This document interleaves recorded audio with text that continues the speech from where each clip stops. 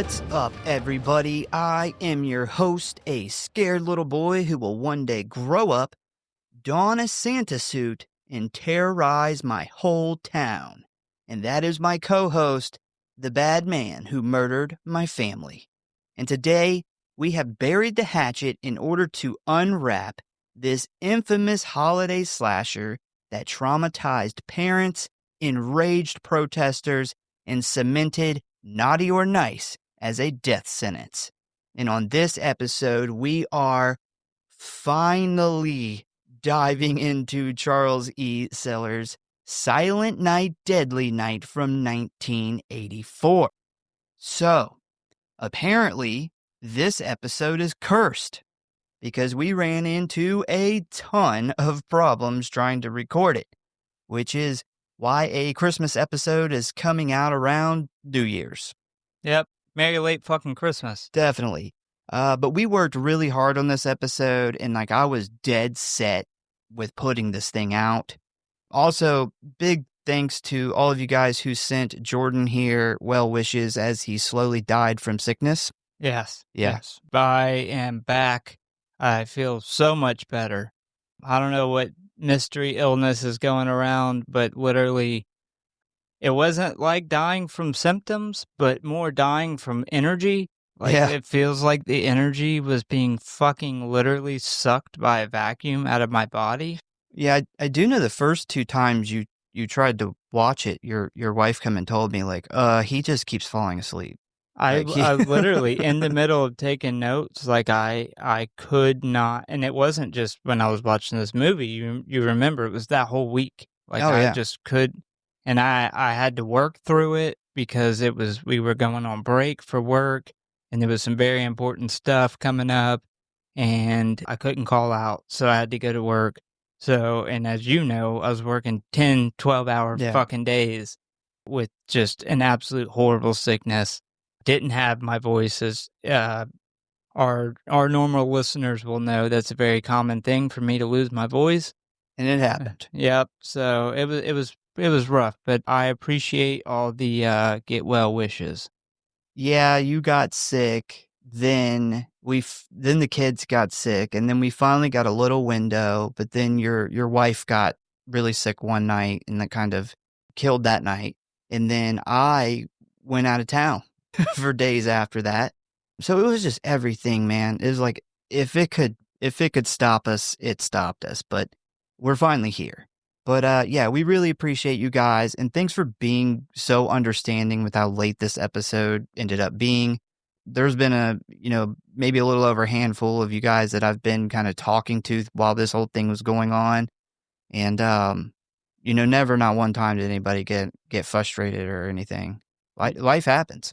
Yeah, I mean, we definitely tried. I mean, when you were ready, I was down, then we were both ready, and family emergency, Yeah. my wife went down, and it was something more serious that required actually both of our attention. Yeah. And then I got up and was ready, and you were down before you left out of town. So it was just all the way around this episode.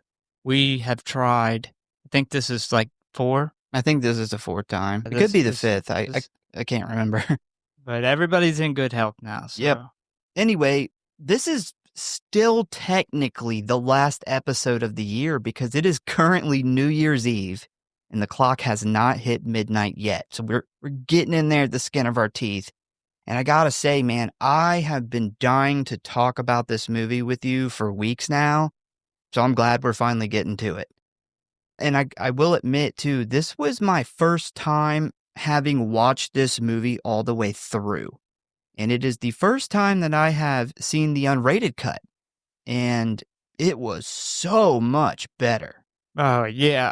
This movie is a must of watching the unrated cut. Absolutely.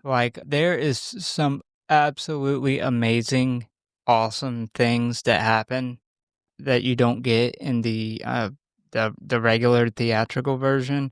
And there's some, in my opinion, some very slow parts of this movie.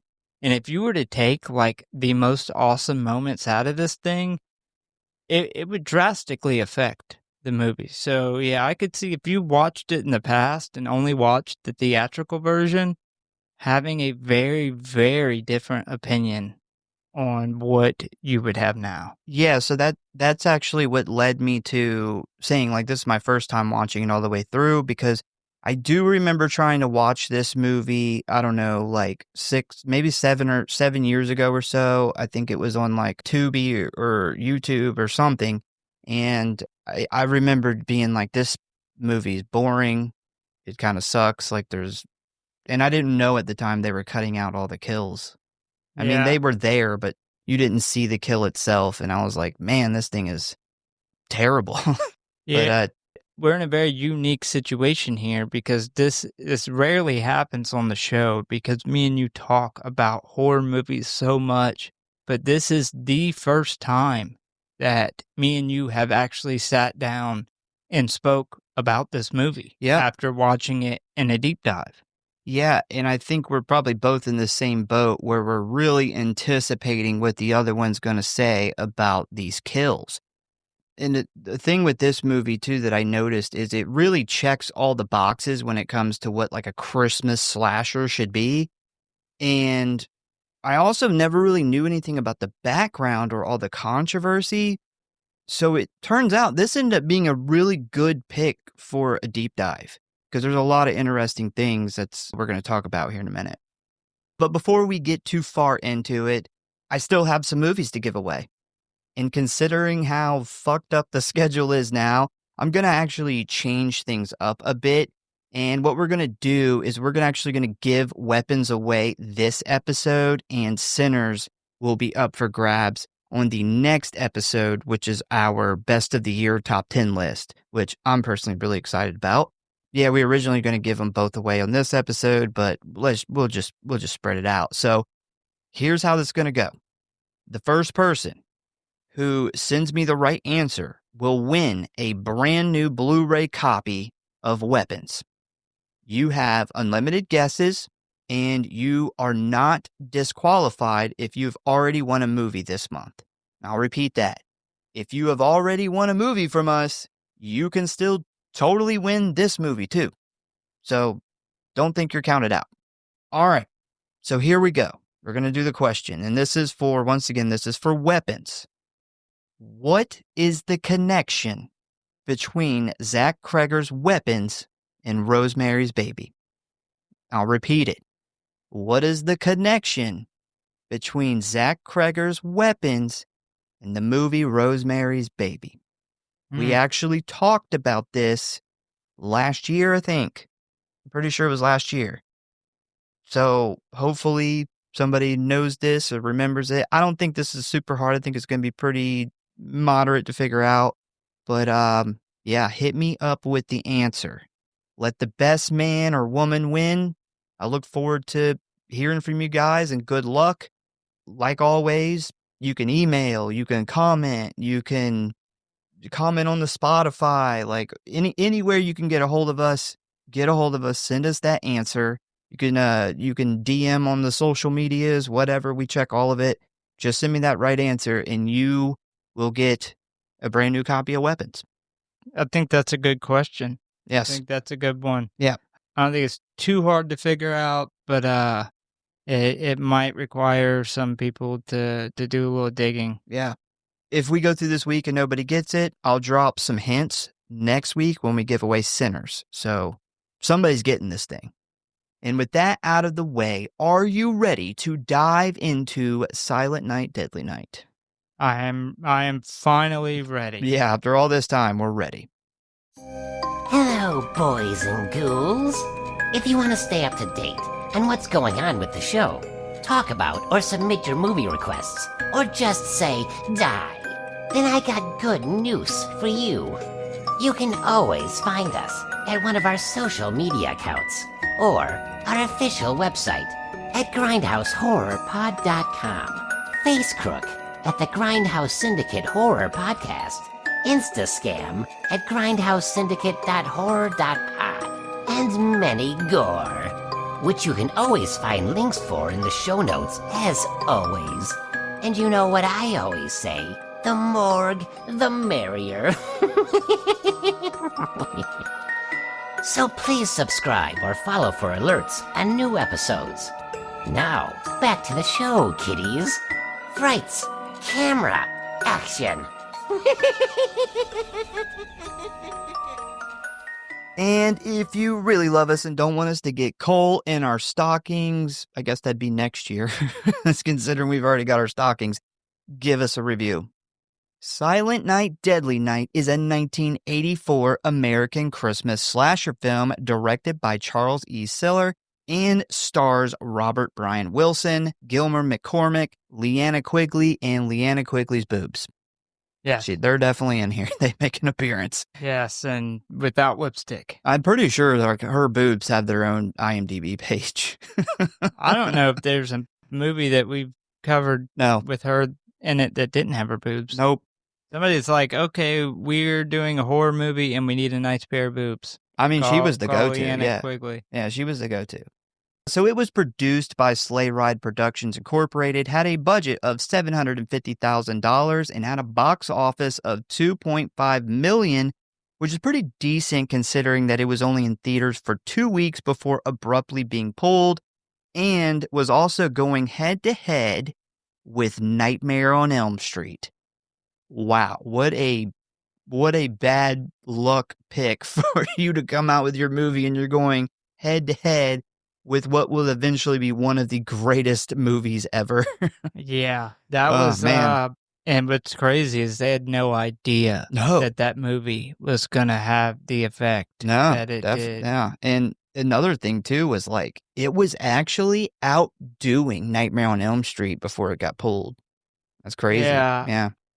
Yeah, Wes Craven had, built up a bit of a name for himself at that point, but nowhere near what it is now. So, they thought about it. It's a Wes Craven movie. It'll probably do good.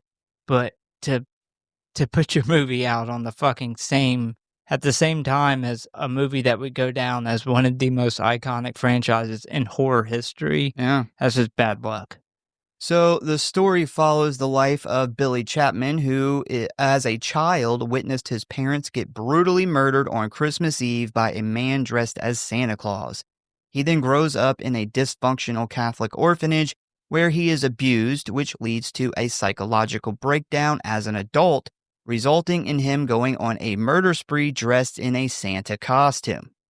So, after reading a draft screenplay that included a murderer dressed in a Santa suit by a man named, I'm probably going to mess his last name up, Paul Kelmy, something like that. What a great last fucking name. Producers Scott Schneid and Dennis Whitehead developed the story for the film over the course of several years, eventually commissioning screenwriter Michael Hickney to complete a redeveloped screenplay. Now, I want to point out here, this draft screenplay wasn't necessarily a story about like a maniac dressed as Santa. If I remember right, I think it was only in like a couple lines where it mentioned this character, but Schneid and Whitehead really liked the idea of this killer Santa, so they kind of took that part of the story and like ran with it and kind of ditched the rest of the story. From what I understand, I think there's actually a couple different stories going on around about this where the idea actually came from, but this one I think is like, I'm gonna say like this one's the true one. This is the OG. Yeah, I don't know if that's true or not, but that one sounded the most legit. So once they got the ball rolling, they began loosely developing this killer Santa's backstory, which is where we get the murder of the parents and this fucked up childhood in the orphanage. After that, they then commissioned screenwriter Dennis Hickney to write a spec script based on their ideas, which was named Sleigh Ride, which would end up being the film's title until a last-minute name change to Silent Night, Deadly Night right before its release. According to Hickney, while writing the script, he was inspired by Stanley Kubrick's The Shining, which also features a mentally unstable man driven to commit murder. In snow. Yeah. There's actually the axe and everything. So it's actually a lot of connections to The Shining. Yeah. Yeah, I didn't piece that together. I would have never thought that that was one of the main inspirations, but definitely makes sense. Yep. So by late 1982, Schneid and Whitehead began seeking funding for the film when Whitehead's brother introduced them to producer Ira Barmick, who recently secured a deal to produce several low-budget films for TriStar Pictures, which was owned by CBS and Coca-Cola at the time. I did not know Coca-Cola got into the movie game. No? Somehow I just never heard that before. Yeah, Coca-Cola was getting into everything, man. Oh, They're yeah. trying to take the world over. Definitely. Like Coke and McDonald's. Surprised they don't have like a streaming service. Yeah. No. Stream your own Coke. So Schneid and Whitehead then signed a contract with Barmick, which excluded them as executive producers, a decision they would later state was a mistake and left them frozen out of the project. Thankfully, in 2019, after a big lawsuit over ownership of the film, Schneid was able to reacquire the rights, which I'm pretty sure is how we actually got the remake that just came out. Yeah, so Yeah. thank goodness for that. When it comes to who would direct the film, for some reason, Barmick chose former senior vice president of marketing at Sun Classic Pictures, Charles E. Saylor Jr. And the reason I think that that was a really weird decision is because the Sun Classic Pictures had recently gone out of business, but they were known for producing family-friendly entertainment. So probably not the kind of people you would want for a horror film. I don't know, man. You got to remember what is probably the greatest Christmas horror movie of all time, Black Christmas. Bob Clark. The director, Bob Clark, literally made A Christmas Story, which is a family-friendly, one of the most famous family-friendly Christmas movies of all time. Yeah, that's true, but he also didn't work for a company that all they did was family-friendly, and then everything that this guy worked on was... I'll agree, it was a strange decision. Well, let's just say, like, he did not enjoy his time on set, which, I'll tell you about here in a moment, but yeah, this kind of turned out to be a negative during filming. I mean, it wasn't too bad, but yeah, we're going to find out here in a minute that he did not enjoy doing this movie. Yeah, maybe he didn't know what he was getting himself into. Yeah, I think maybe that company went out of business and he just latched on to the next thing to get him paid. But yeah, we'll get here in a second. So principal photography began on March 26th of 1983, and it wrapped a month later on April 21st, with scenes being shot in Heber City and Midway, Utah on a budget of $750,000. Because the film was shot in the late spring, most of the snow had begun to melt, forcing the production to film all of the outside scenes first, and in order to recreate the illusion of snowfall during some of the scenes, the crew had to disperse fake plastic snowflakes from the roof of the buildings. Yep. Pretty rough. Yep. Well, there you go, the meme one.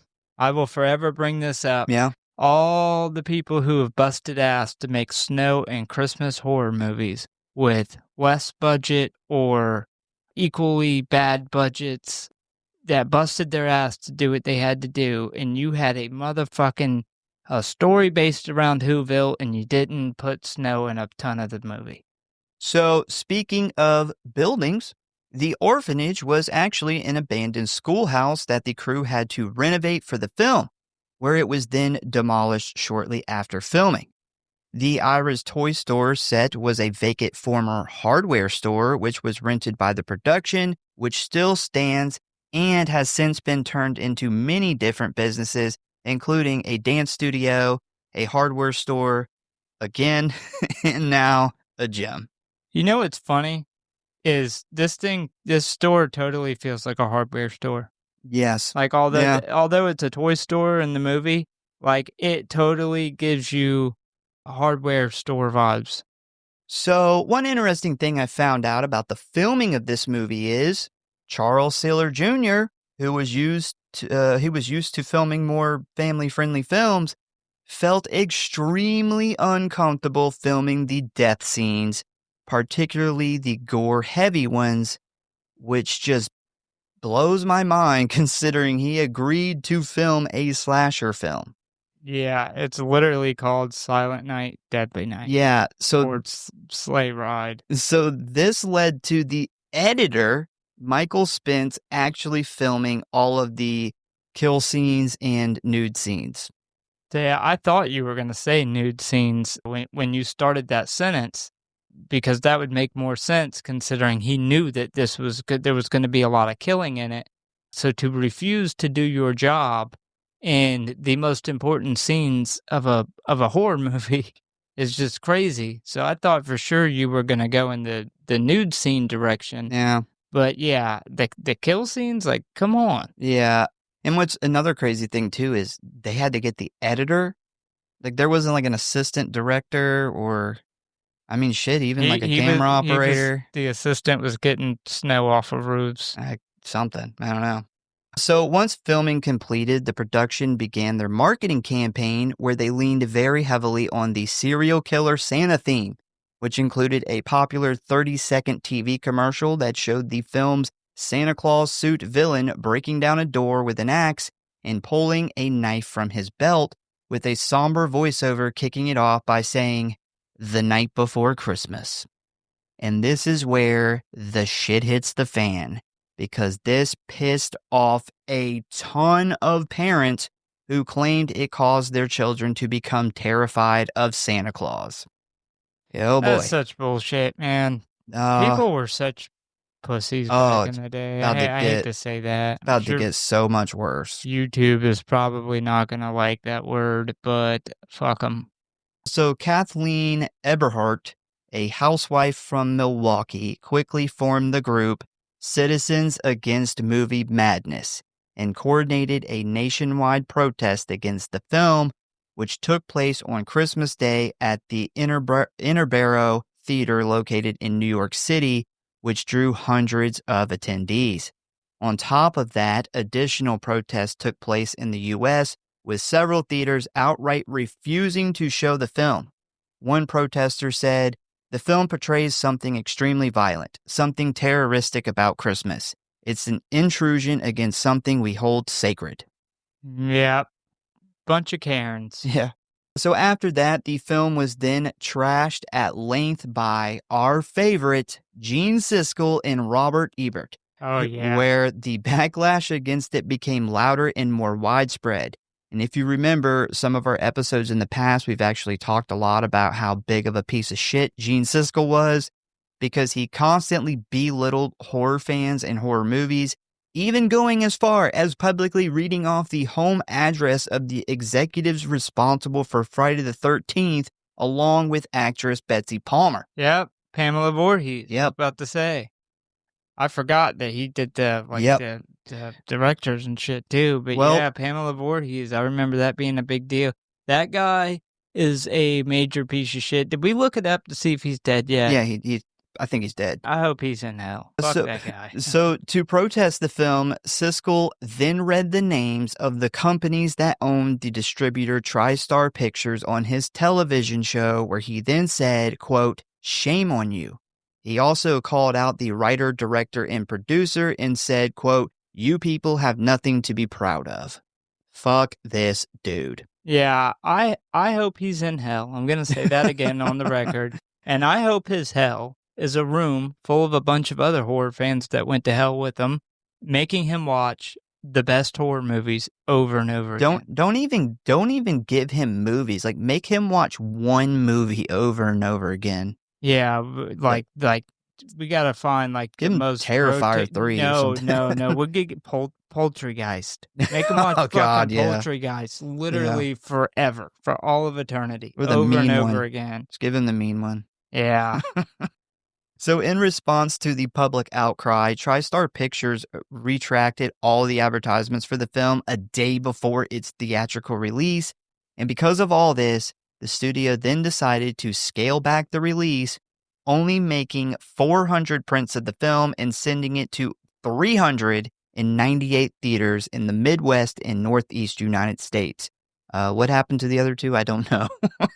Following the mounting public backlash against the film, it was then withdrawn from numerous theaters within the first 2 weeks. And by November 25th, it had been pulled from multiple theaters in Milwaukee, as well as several locations throughout New York City and New Jersey after public protests were held. It did, however, continue to screen longer in some cities, including Boston, where it ran for an uninterrupted 4 weeks and drew significant audience attendance. Unfortunately, because of the mounting negativity surrounding the film, lead actor Robert Brian Wilson said that he felt so ashamed by the controversy that he told his friends and family to avoid seeing the film. Thankfully, though, years later, after attending the 30th anniversary screening and meeting with a bunch of fans, he actually reversed his stance and now attends horror conventions and gives interviews about the movie. Damn, it took him 30 years. Wasn't he the guy who ended up playing in like the fourth one? No, I don't. Pretty sure after publicly coming out and bashing it, he ended up being in like the fourth. Oh, no. You're talking about Mickey Rourke. Okay. Yeah, you're talking about Mickey Rourke. Yeah, definitely. Yeah, no, he wasn't the only one in this movie who like trashed it and then ended up being in one of the later movies. But yeah, this was definitely a time where we gave Karens way too much power in the church. Hey, I just no matter what your religious stance is, the one single church should not have that much power. A suburban housewife took this movie down. A Karen. That's crazy. A Karen. That's crazy. Literally linked together a bunch of other Karens, Karets, whatever you call a male Karen. I'm sure there's a term for it. A Kevin. Kevins and Karens. Yeah. Isn't that the two parent names from Home Alone? Kevin's the kid. Oh, yeah, that's right. I don't know what the dad's name is. But yeah, regardless, we gave them way too much power, and that's why we're in a really special time in the past couple of years, and I've talked about it on the show, where Terrifier was such a breakthrough that the power of horror fans and money, mainly the money of horror fans, has pushed these theaters to ignore these Karens and all these outcries and let a movie like Terrifier 3 go into a movie theater, whereas that wasn't the case for so long. And they were pulling the theatrical version of this movie, which wasn't even like nearly as grotesque and awesome as the version of it that we're covering here. It wasn't even about what was in the movie. It was Christmas. It was a religious thing. Yeah, and like the movie hadn't even come out at this point when they first started this. Yeah. Now imagine Terrifier 3. Like that would have never, ever got even close to a movie theater back then. No. People would have thrown a fit. You would have been arrested for watching it. The power of horror fans banding together and the money in our pockets have pushed theaters to be like, fuck these Karens. We're going to make this money. You know what they did have back then, though? Grindhouse theaters. Yeah. Thank God for them. Yeah, they did. So another casualty of all this craziness was Charles Siller Jr., who immediately began having difficulty finding more work as a director, which ended up forcing him to retire from filmmaking and just focus on producing instead. Because of the protests and petitions, TriStar also rescinded deals with RCA and Columbia for home video distribution, pretty much sinking any hope of this thing making any kind of profit. It is widely believed that the main reason for all of this may have actually been because Columbia and TriStar were owned by Coca-Cola at the time, and they wanted to avoid offending the company since Christmas was a major advertising holiday for their soda brand.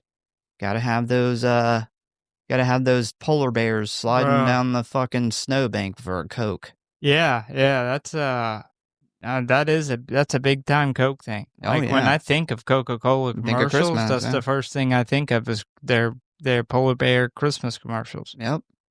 So Barmek then purchased the rights to the film from TriStar and licensed it to the independent distributor Aquarius Films, who gave it a limited theatrical reissue on May 3rd of 1985. The advertising campaign designed by the new company eliminated the Santa Claus-themed promotional artwork, opting instead to use posters that emphasized the film's controversy. Smart move. Yeah. So, just a little quick kind of thing of the future of these protesters. So you may be wondering what happened to the group that caused all this. Well, the founders of Citizens Against Movie Madness had hoped to use this victory to challenge the film industry on the amount of violence for other horror films. But thankfully, the group quickly fell apart shortly after this film was pulled from theaters, where it would end up never living up to its founders' dreams, forcing them to all go back to being bored and miserable lives as suburban housewives, never to be heard from again. That's great because they were planning to go after horror in general. Yeah. You know, they got this win and they got too big for their britches and was like, well, we're going to get rid of all horror movies. And it was like, no, you're not. Not happening. Yeah, fuck those people. I'm so glad that their lame-ass little Karen group fell apart. So, like I said earlier, TriStar canceled their plans for any kind of home release, but thanks to a new deal with USA Home Video, the film was released on VHS and Betamax in May of 1986. In 2003, the film was released on DVD as a double feature disc alongside the sequel Silent Night, Deadly Night Part 2 by Anchor Bay Entertainment. Then, on September 16th of 2014, Anchor Bay released the film for the first time on Blu-ray. In the UK, the film was never submitted for certification to the BBFC, with its sequel being denied a video certificate in 1987 after distributors refused to make the cuts required. Until 2009, when fucking champions of physical media, Arrow Films, submitted the movie for classification, which passed the film uncut with an 18 certificate, where it was then released on November 23rd, 2009. Fucking good for you, Arrow. Coming back. Arrow's been killing it, man. They've took it since then. They took that shit on themselves. And they managed to get it uncut, which is like wild. When was that? That was in 2009. 2009. And look at where Arrow's, how far they've come. Oh, yeah. So on December 5th of 2017, Scream Factory released the film in a 2-disc collector's edition Blu-ray, which contained a remastered 4K version made from the original negative. Scream Factory later reissued the film on 4K UHD Blu-ray on December 10th of 2024, so almost a little over a year ago. All right, so we'll talk about the elephant in the room. Almost everybody is going to know what we're talking about here. So, one thing that drives me nuts about this movie is the random shots where it suddenly just has the worst fucking quality. Yeah. And what makes it worse is it mostly happens during the kills. Well, after digging around a bit, I have an answer for what the hell is going on here. Because this is like, even like Shudder and stuff and Amazon that are streaming this movie, it still looks bad. Like, it is awful. Yeah, so I knew immediately why. Like, this was obviously, these parts were the kill parts, and this was obviously not in the original theatrical version, so they could not remaster these parts at the same time. I did not know what you're about to mention, but I remember going to you and mentioning it, because the version I had was the 2014, I guess it was the You had Scream Factory? The 30th anniversary edition. No, it wasn't the newer Scream Factory one that came out. Mine came out in 14, and I remember being like, I wonder if Scream Factories has better 4K quality versions of these particular scenes, and that's when I found out, that these are essentially as good as these scenes are ever going to get. Yeah, unfortunately, I'm about to break some bad news to everybody. So apparently 6 minutes of footage was edited out of the film out of fear of getting a potential X rating from the MPAA. The cutscenes include a few extra character stuff, but mostly limited to the gory shots. For the Blu-ray release of the film, a search was conducted for the missing footage, to prepare an uncut version of the film. And even though the footage was discovered in a TriStar Pictures vault, it had been kept in such poor condition that any restoration would be impossible. When watching the Blu-ray uncut version, you can see the noticeable drop in quality between the standard definition inserts and the original theatrical footage. So unfortunately, this is as good as it's ever going to get. What was left over, what they had of the original negative in print, has degraded so bad that they were lucky to even get it to look as good as they did, which absolutely looks like shit. But it's part of the movie. I mean, that's never going to change. So. Yeah, I mean, it really does jolt you and show you how amazing those restorations are. Yeah, how much better it looks than what that film initially looked like. Yeah, and that's with them doing as much work as they could to it. And I was not watching a 4K version because it was 2014. Mine was just the standard Blu-ray, 1080. So, yeah, I bet it's even more jarring in 4K. Yeah, TriStar didn't give a shit about storing it. They kind of just put it in a storeroom and didn't really have, wrap it up or anything to protect it. And there's also the issue that the budget of this film is $750,000. So the film that they used was also not the highest quality film, which kind of helped it degrade even quicker. But basically, after all the controversy and stuff, they really just packed this thing up thinking no one was ever going to touch it again. And it kind of makes sense of why they would do that. Now, if I worked for TriStar, I love movies, I would at least protect it, whether I thought it was going to make me money or not. But it's a piece of history, and people put a lot of work into it. But yeah, that's as good as it's going to get, man. There is no better version, and there's not going to be a better version. It's actually crazy how many movies that this has happened with. I mean, it's not just TriStar, but there's a lot of movies out there where there is stuff that was cut that was apparently amazing. Event Horizon, and great example. Yeah, a couple of the Friday the 13th back in the day. Yeah, part 7, I think it was. There was the kills ripped out of it, and they even have some of that footage, but it's just so bad they can't do anything with it. But a lot of those we can't even see. In that example where it's fucked up looking, or this example where at least we get to see it, a lot of it was destroyed, man. It makes you realize, like you were saying, if it was me or you, we would keep this stuff anyway because it's history. But a lot of companies, before unrated releases were a thing, and they destroyed off a lot of that old footage, man. Yeah, House of a Thousand Corpses, another one. Yeah. Yeah, a ton. I mean, awesome. There's so many movies that we could put together, director's cuts that are fucking amazing, that footage is lost to the world. Yep. It's destroyed. So because of the controversy, the film lost a ton of money, and 3 years later, in a push to try and recoup some of this lost money, a sequel titled Silent Night, Deadly Night 2 was released, with Billy's little brother donning the red suit as he sets out on his own killing spree. And this is wild right here, and because they were trying to milk this cow for as much money as possible, a lot of the film just reuses scenes from the original movie, basically recycling the footage and adding very little new stuff to the story. Which makes sense because I do remember attempting to try to watch the second one at some point and being like, is this the first one? Why are these? It's a third of the entire movie. It's most of it. It's a ton of it.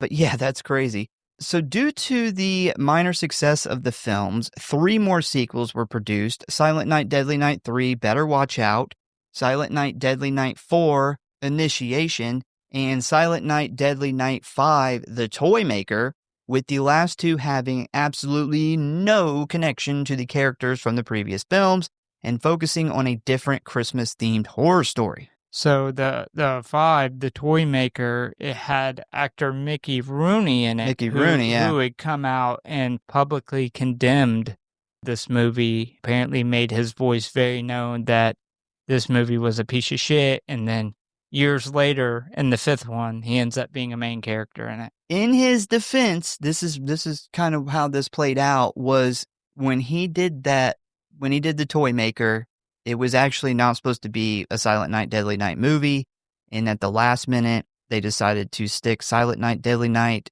in there to, I guess, capitalize on the name.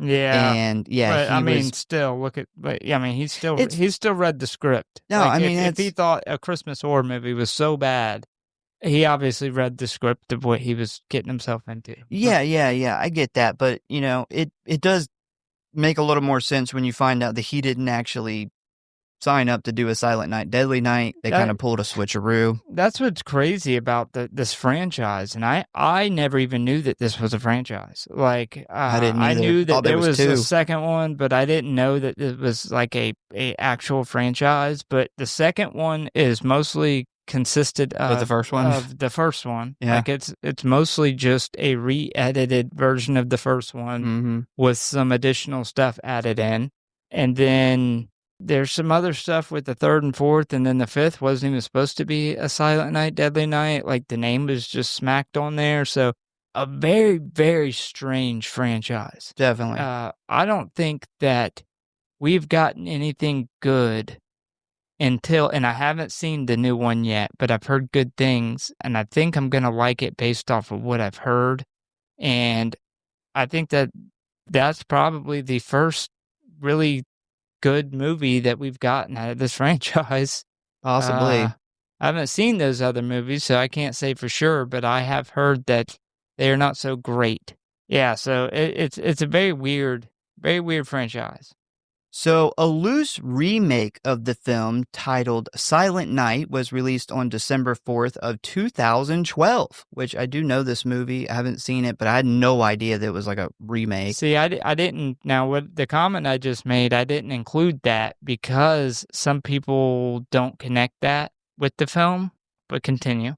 But yeah, it's interesting because we literally had the complete opposite reaction from the public compared to what we saw in the 1980s, where there was no protests, no petitions, and people were genuinely excited to get a Killer Santa movie.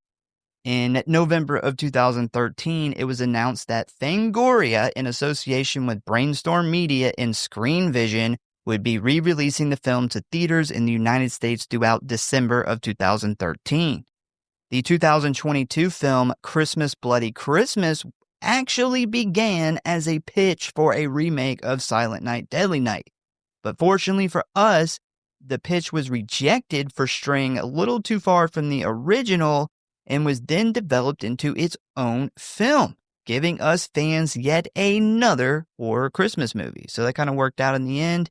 I actually thought about possibly covering that movie when we were picking movies in the beginning of December. I think I might have that movie. You might.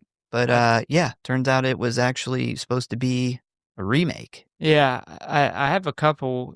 I think I have that. I have Christmas Evil, which is another kind of cult Christmas horror.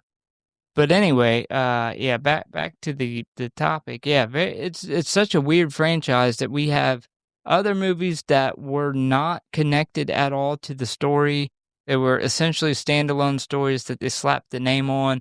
And then we have movies that were rejected to put the name on it because it was so far away from the story. So there's just been it's a weird history, just up and down with this franchise that I didn't even know existed. Yeah. So finally, in November of 2024, a second remake of the film was announced to be produced by Cineverse in Bloody Disgusting, which was written and directed by Mike P. Nelson, who is, of course, known for his work like Wrong Turn, VHS 85, and the Friday the 13th thing, The Sweet Revenge. Rohan Campbell from Halloween Ends was then cast as Billy in April of 2025, with the film being released on December 12th of this year. And despite the low box office so far, it has quickly become a Christmas horror favorite amongst slasher fans, receiving many good reviews.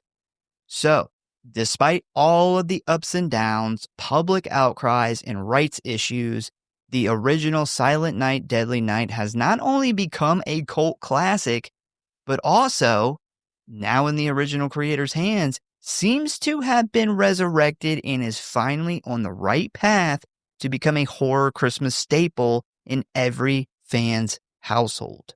Yeah, Mike P. Nelson. I thought his the whole stupid Jason Universe commercial thing ended up being good. Like, I thought Mike P. Nelson really did about as good as you could do considering what he was tasked with. And I've heard really good things. We've got a couple days until we do our end of the year lists, our episode on that, and I've got to watch it in the next couple days, one way or another. And I actually look forward to it. I'm really excited for it. All right, so ratings, Rotten Tom, 53%. A lot better than I thought that was going to be. IMDb, a 5.8 out of 10. Letterboxd, no surprise, 3 out of 5. And there's no Google average audience rating. If you would like to watch this movie, you can currently find it streaming for free on Pluto TV, Plex, Amazon Prime, and with premium subscriptions to YouTube, Roku, Sling TV, and AMC Plus. And of course, if you've got money to burn, you can rent it on Google Play, Fandango at Home, and Apple TV for $3.99, which I don't really know why you would, because it's free in a bunch of different places. All right, so are you ready to dive into the plot of Silent Night, Deadly Night? I am ready. All right, so we start off by immediately getting the title card, which features a little girl singing Christmas music along with a wreath and the words Silent Night, Deadly Night. So we then jump to Christmas Eve of 1971, where we meet the Chapman family, which consists of a father named Jim, a mother named Ellie, and 2 young sons, Billy and his baby brother, Ricky. And they are in the car heading to visit Jim's father, who is currently housed in the Utah Mental Institution. Which, by the way, big props to whoever named this place. It's very bland and to the point and not very creative at all. No. Just the Utah Mental Institute. Like, if you're crazy in Utah, this is where you'll live. You know what? That's when a writer is like got a really good idea and they don't feel like spending a lot of time trying to think of a name. They're just trying to get it out on paper. I also love the fact that they're driving on this highway and she's just got the baby in her lap, like no car seat or anything. Just shit was wild back then. I mean, just the Wild West. Just man. hold the baby. That was just normal. So once they get there, it's kind of weird because the grandfather is unresponsive and just staring like straight ahead, sitting perfectly still. Also, both the parents call him dad. So are they brother and sister or what the fuck? Yeah, I caught on to that. I know some married couples do that. This is it's weird. Weird to me. Yeah. Maybe because my in-laws situation's not great, but maybe it's like a location thing. I was thinking that, if I had to guess, it is the dad's dad. Yeah, I looked it up. It's the dad's dad. So after they get there, the 2 parents then go to the office to talk to the doctor, and for some reason, they think it is a good idea to leave little Billy here with this old man who's like in a mental institution. Well, they think the guy's brain's like scrambled eggs. He can't fucking move or talk. Yeah, it's just still weird. Like, just don't leave your kid there. Like, that's fucking weird. I could see some parents doing this, and I could see as a kid being like scared. Yeah, like, that's what I'm saying. Like, even if he's not dangerous, the kid's still freaked out. To see that as a child, just, no context, just seeing a person like that when you have never seen that is scary in itself. Definitely. So as soon as the parents and the doctor leave the room, the grandpa looks over at Billy and smiles, revealing that this whole comatose thing is a bunch of bullshit. I kind of love that this crazy old dude's like faking this shit. Like, I wonder if he's like, I'm sick of working and paying bills. I'll just pretend like I'm crazy and live out the rest of my life taken care of. He is the world's laziest old bastard. Yeah, He is like, fuck I it. am done. I'm done with I'm life. never gonna even wipe my own ass. Yeah, he's got it made. So the grandfather then starts acting kind of kooky, where he tells little Billy that he should be scared because Christmas Eve is the scariest night of the year and that Santa punishes any kids that have done anything bad, despite what his father tells him. And this is where Billy regretfully admits that he has indeed done some bad stuff throughout the year, realizing that Santa's going to fuck him up later tonight, with Grandpa then hysterically laughing while also telling Billy that he better run for his life. This is wild, dude. This is a creepy old motherfucker, man. Like, if I was his kid, fuck this old guy. I don't care what he told me. I would snitch his old ass out so fast. Oh, for sure. I'd be like, this crazy motherfucker just said Santa's gonna kill me. Yep. So right after this, the parents then walk in, causing the grandpa to immediately go back to pretending to be catatonic, where we then hear Jim say that it's time to go as he says goodbye to his father and they leave. You drove all the way here to stay for like 2 minutes. And I wonder if this trip was because Jim went to ask the doctor, like, okay, doc, how fucking long for this dude to kick the bucket? I need my inheritance. That's funny. The old man also kind of gives me some pedo vibes. I can kind of see that. Not to piss off the YouTube algorithm here. Some pedo vibes. I think people are referring it to as a PDF files. Yeah, is that it? I think that's what they're calling it to get around the tube. I think that there's some, just the way he says, like the way he looks at this kid when he says "run for your life" definitely gave me Herb the Perp vibes. Like if Herb the Perp was pretending to be comatose. Which I do want to say, speaking of YouTube, they have suppressed our last 2 or 3 episodes. So if you guys could fucking please, for the love of God, comment and like this thing, because man, they are literally fucking putting us in the dirt. Thank God for everyone else. You know what it was? It was Poltergeist, man. Started it. There was so much, just probably like the algorithm heard so many trigger words in that fucking episode. Yeah, it just definitely, I don't care if you have nothing to say. Just tell us how your day is. Yeah, just literally put this like random letters on there. I don't care. Just please, for the love of God. So we then cut to the car ride back, and we can see that Billy is shitting bricks at this point. And after a while, he finally gives in and tells his parents what happened, which leads to a lot of confusion with Jim and Ellie, where they tell Billy not to worry because, quote, Grandpa's an old fool. When Billy then says that it's not nice to talk bad about old people, I would say, no, Billy, you're wrong. It's perfectly fine to talk shit about the generation that got to buy their house for $87 on a factory worker's salary, but then also calls your generation lazy despite having multiple jobs and still not being able to afford basic life needs. So yeah, you could totally talk shit about them, in my opinion. Especially when the reason that it's so hard to get by is all decisions that their generation made. Because there's not exactly young people making laws and deciding money. Yeah, bunch of fucking Scrooge McDucks. Yeah, that's what they are. Yeah, you would think that the Treasury was ran by a bunch of 30-year-olds, but it's not. Bunch of 80-year-olds. Yeah, and I would say it's not naughty at all to say bad things about old people when they're bad old people. Nope, you can talk shit about old people, young people, babies, doesn't matter. Babies, man. Fuck them. Babies. Not your babies, other people's babies. If it's an ugly baby, fuck them. So after that, we then jump to a convenience store where we see a man dressed as Santa walk up to the counter, pull a gun, and demand all the money in the register. The clerk then agrees, but also tries to grab his pistol from under the counter. And before he gets a chance to pull it out, the Santa fires 2 shots into the man's chest, which sends him flying backwards into a chip stand. Once the man hits the ground, the Santa finishes him off by firing another round right into the man's forehead, killing him instantly.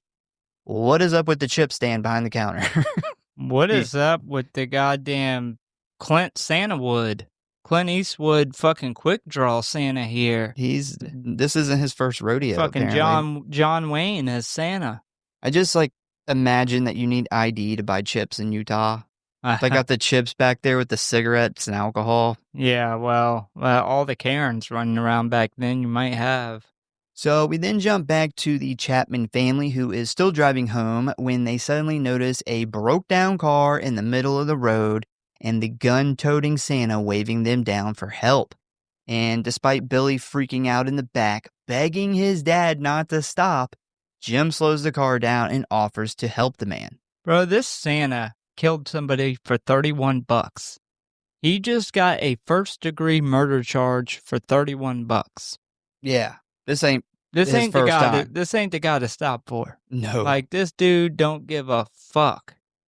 And if I'm driving up on this, like just if I drove out, 2 weeks ago for Christmas, and I seen somebody broke down in full Santa suit and the beard and hat and everything, I wouldn't stop. That would creep me out. Yeah, I could see that. I would be like, why are you wearing your fucking beard and shit? Like, Yeah, I would think you're trying to conceal your face. No, I agree. There's no reason why you would be driving around in your car and then you break down and you're still wearing the Santa beard trying to flag people down. Yeah, I 100% agree, but I will say I could see this working on a lot of people. A lot of people wouldn't think about that. If my car's broke down and I'm trying to figure out what's going on, I'm taking the goddamn hat, the beard, the jacket off, because you don't want to get fucking car grease on that shit. Yeah, I would not have that on. I'm like that in Jingle All the Way, the weightlifting Santa, where he's just got the pants and the overalls on. He's played by the Big Show. Yeah. I just watched that movie. Yeah, I forgot that was the Big Show that played that. Soberman. You want to give me a Soberman? Yeah, but I could see this probably working on some Karens just because of their, Santa Claus, Christmas, Yeah, this would work on somebody. This would freak me out. So the bad Santa then pulls out his gun, causing Ellie to scream and Jim to speed off in reverse when suddenly Santa starts firing at the car, quickly hitting Jim, killing him.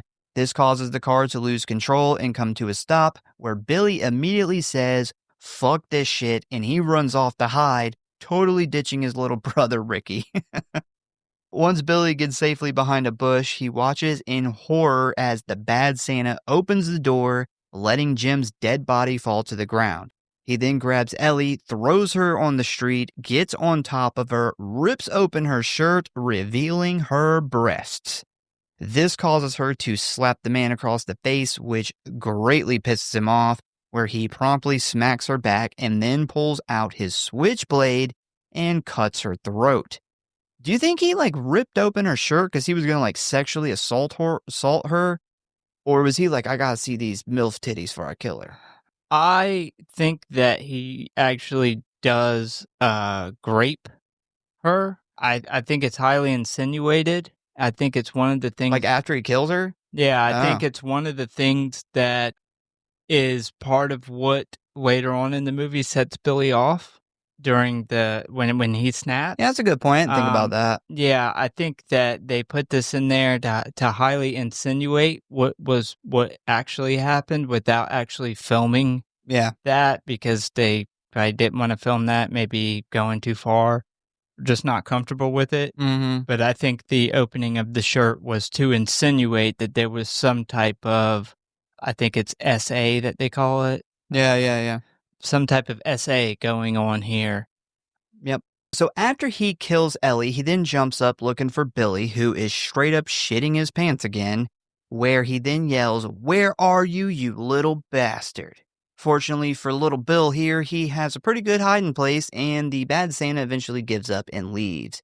There are a lot of criminals who have no issue killing and robbing people, but they don't typically get enjoyment out of also murdering children just for the hell of it. So this dude is pretty fucking deranged, and hopefully he found his way to the electric chair. Yeah. Yeah. He just wants to kill him just to kill him. Yeah. There's no benefit in killing Billy. Yeah. Thank God he doesn't kill the baby. That's where he draws the line. Yeah. Maybe. Yeah. Or maybe he just got distracted by those titties. I think I hear fireworks. Is that what I hear? Yeah, you might hear fireworks. Yeah, hopefully the audio cleans that shit up. But anyway, yeah. And again, this is why I think, because in the flashback, it shows the mom with a very distinct slit throat, that there was some things that happened in between him looking for Billy and whatever the ending before he left. There was some stuff that did take place there. So after all that, we then fast forward 3 years later to December of 1974, where we see that Billy and his little brother have been sent to live at St. Mary's Home for Orphan Children, which, as we are about to find out, is ran by a bunch of Catholic nuns. I guess Crazy Gramps was unwilling to adopt the two kids.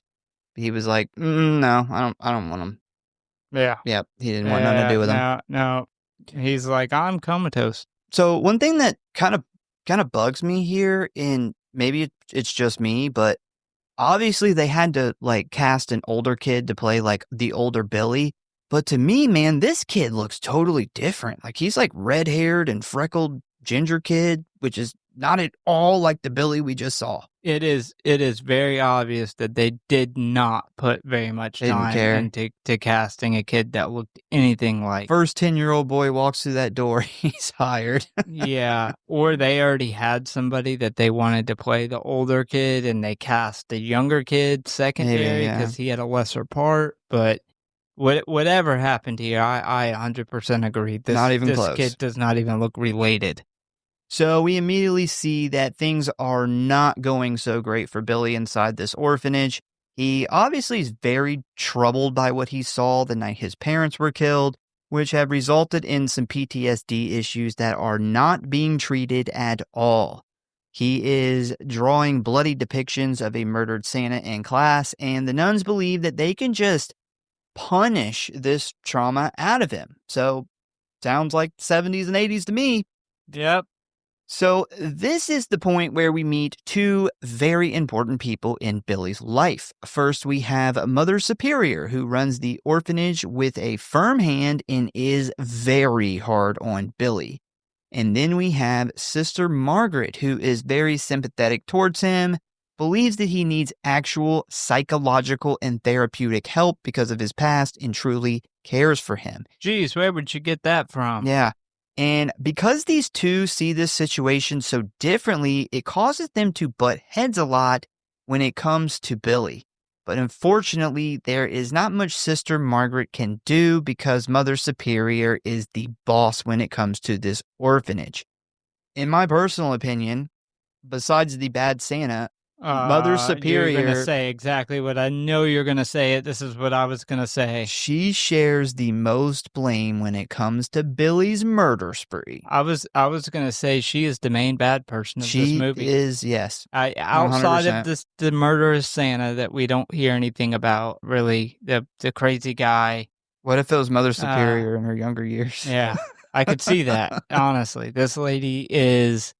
she is the bad guy of this movie. God, like, what a plot twist that would have been. Where, like, it's very obviously supposed to be Billy. They write this story in a way that and I think it was genius writing how they did it, how they put, you get a killer Santa, and most of the time, like the Tales from the Crypt episode, they don't really put anything in besides this is a crazy guy and he stole a Santa outfit for some reason.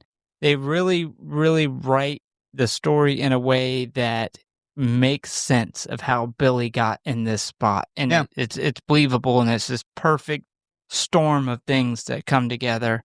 And Mother Superior is definitely a huge part of that, and I think she is worse than Billy. I think Billy is as a viewer, you can understand Billy having these issues and snapping in the way he does, where Mother Superior is just a superior bitch. Yes.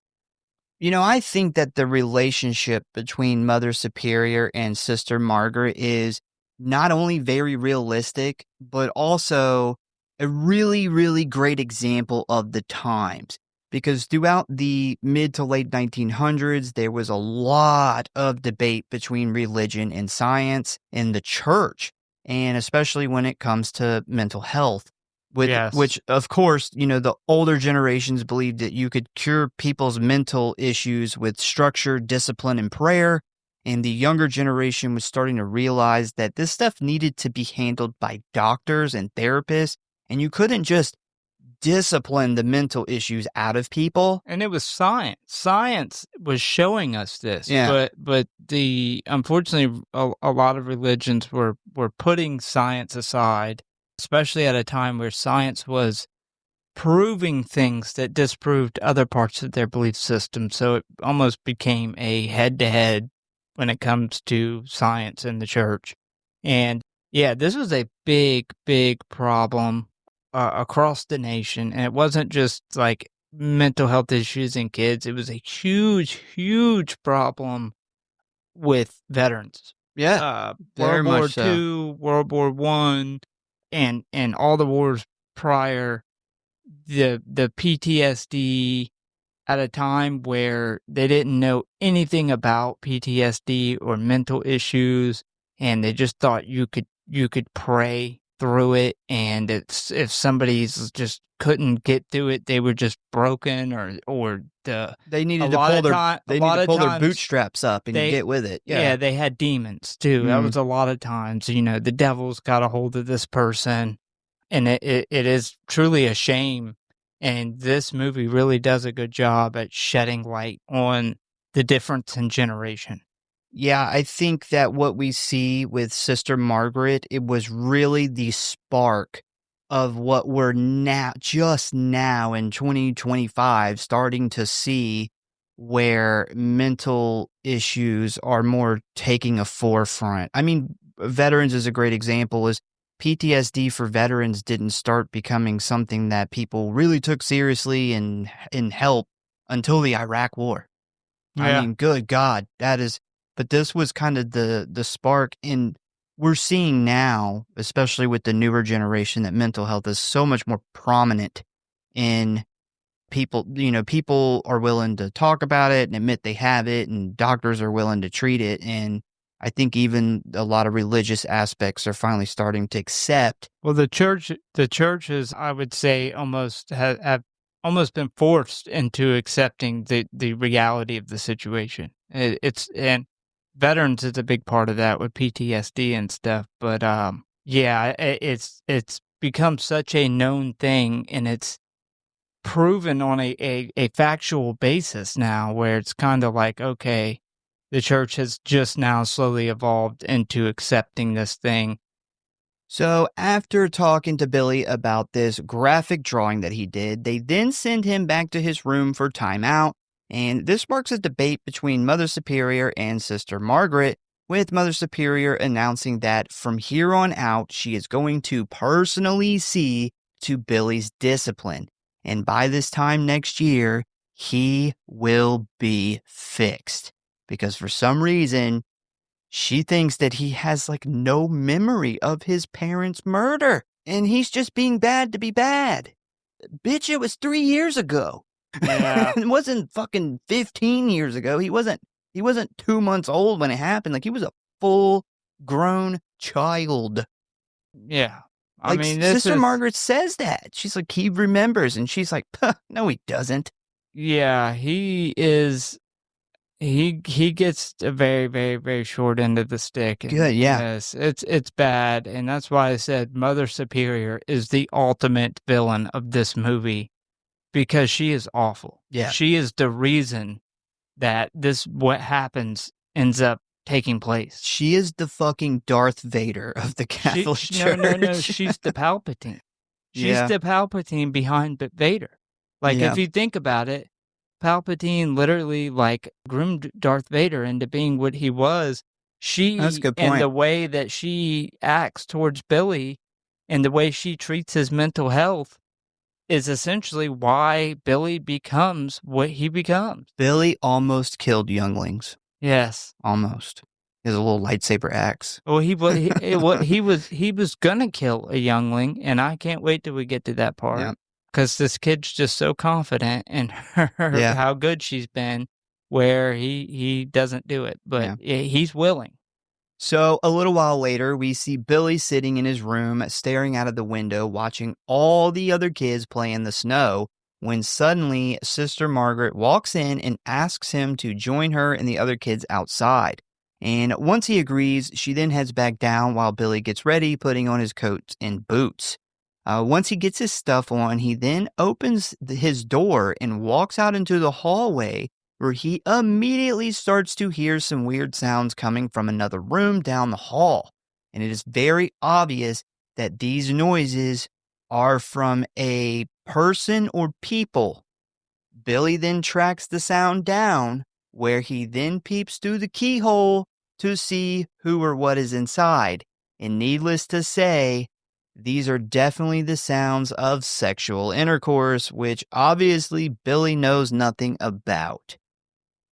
I do want to say, I straight up thought that this was going to be like a priest doing something to one of these kids. Oh, God. That is 100% what I thought they were about to show. No, this movie's not that realistic. I mean, I was like, it's a Catholic church. All I've seen is kids and like nuns.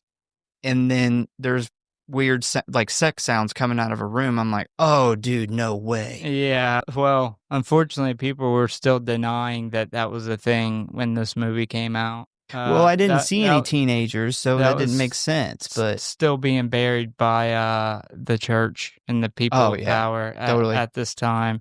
But I do think that the scene is a very good kind of adds to the proof of what I was saying with the grape of his mom, because Billy, you can tell this really affects him. This when he sees what is the sexual intercourse, he's like fascinated in this room.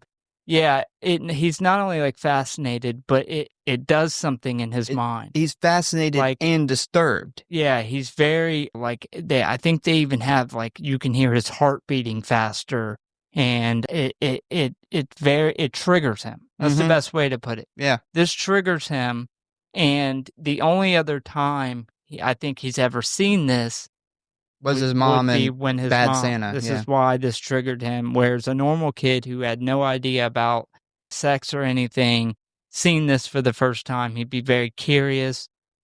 You know, maybe if he did know about sex, he'd be very, like, happy. Curious, whereas Billy is very kind of disturbed, triggered. Normal kids like, oh my God, boobs. Yes, exactly. And you can tell that's not Billy's reaction. No. It's very, very triggered, and I think that is probably that, and what happens later that I already mentioned is the best proof of what I think what happened to Billy's mom. Well, I would agree with you, and I'd say great job for reading, between those lines. I didn't even think about that.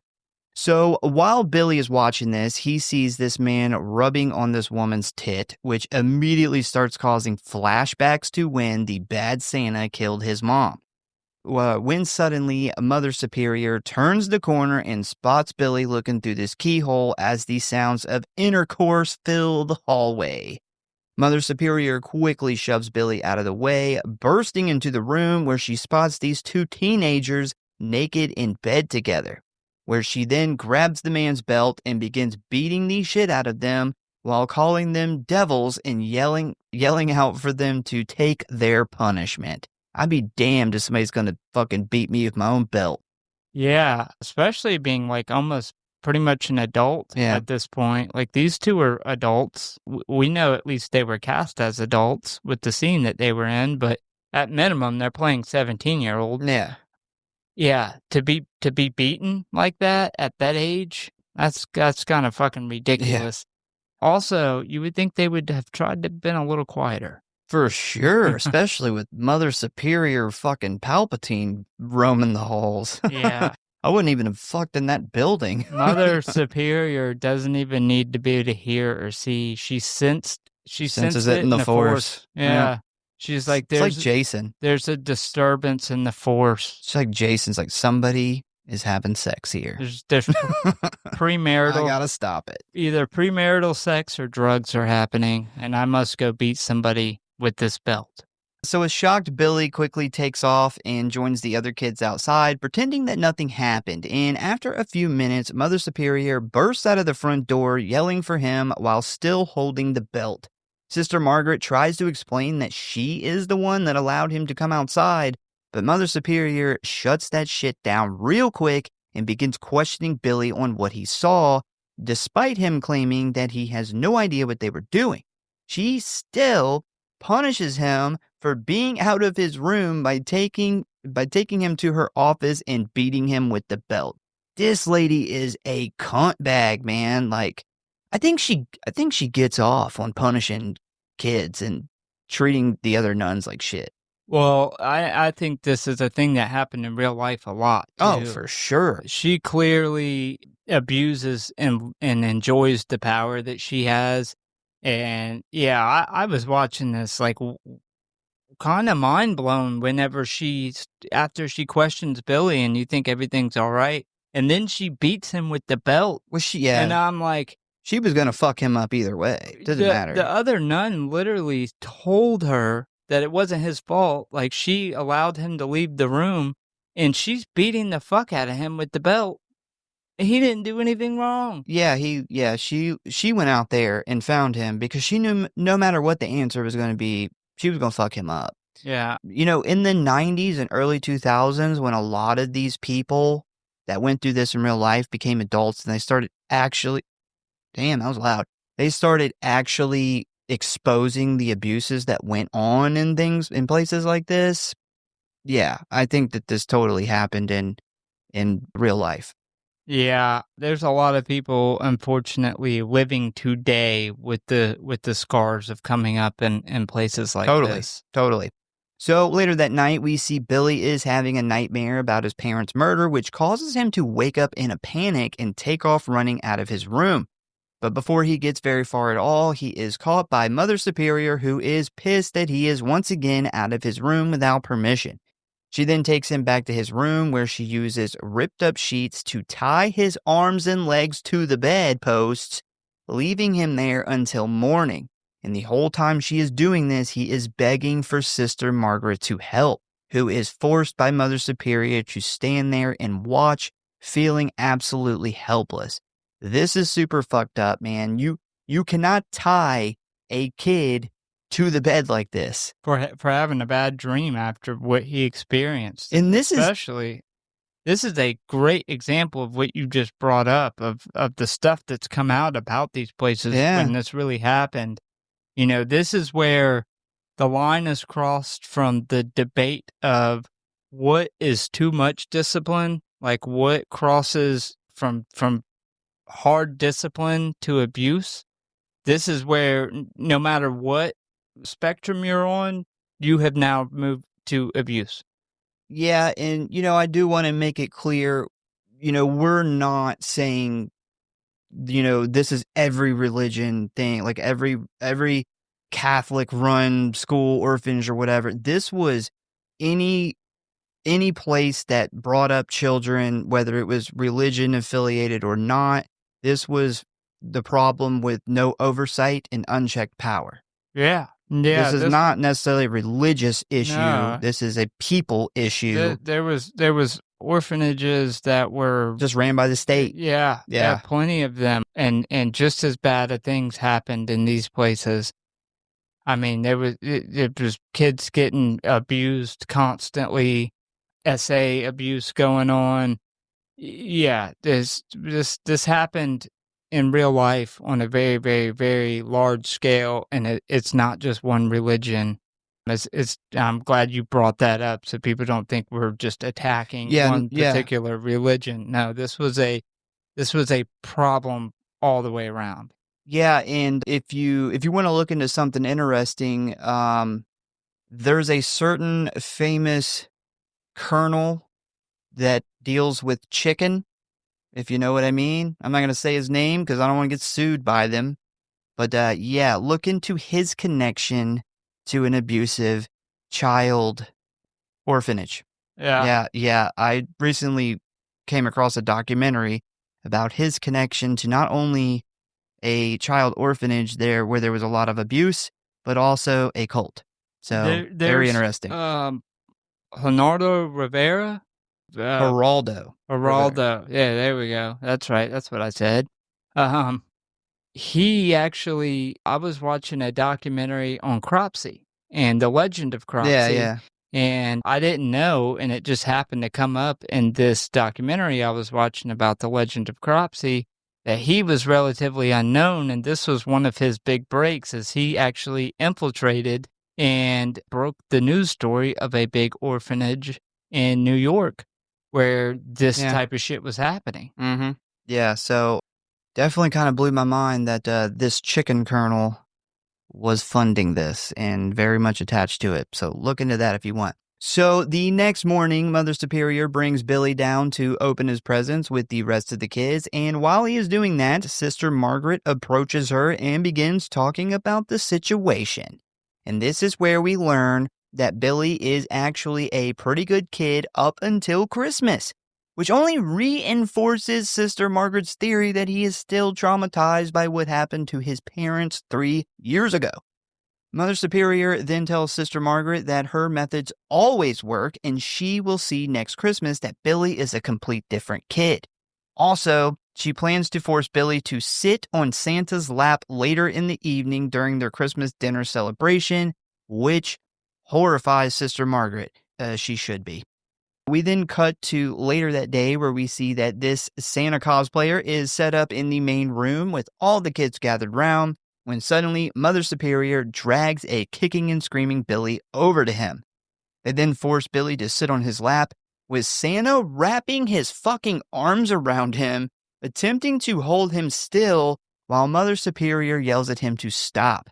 But Billy is not putting up with this shit today, as he then gets one of his arms free and uses it to deliver a solid punch to Santa's nose, which sends him flying backwards onto the ground, allowing Billy to escape.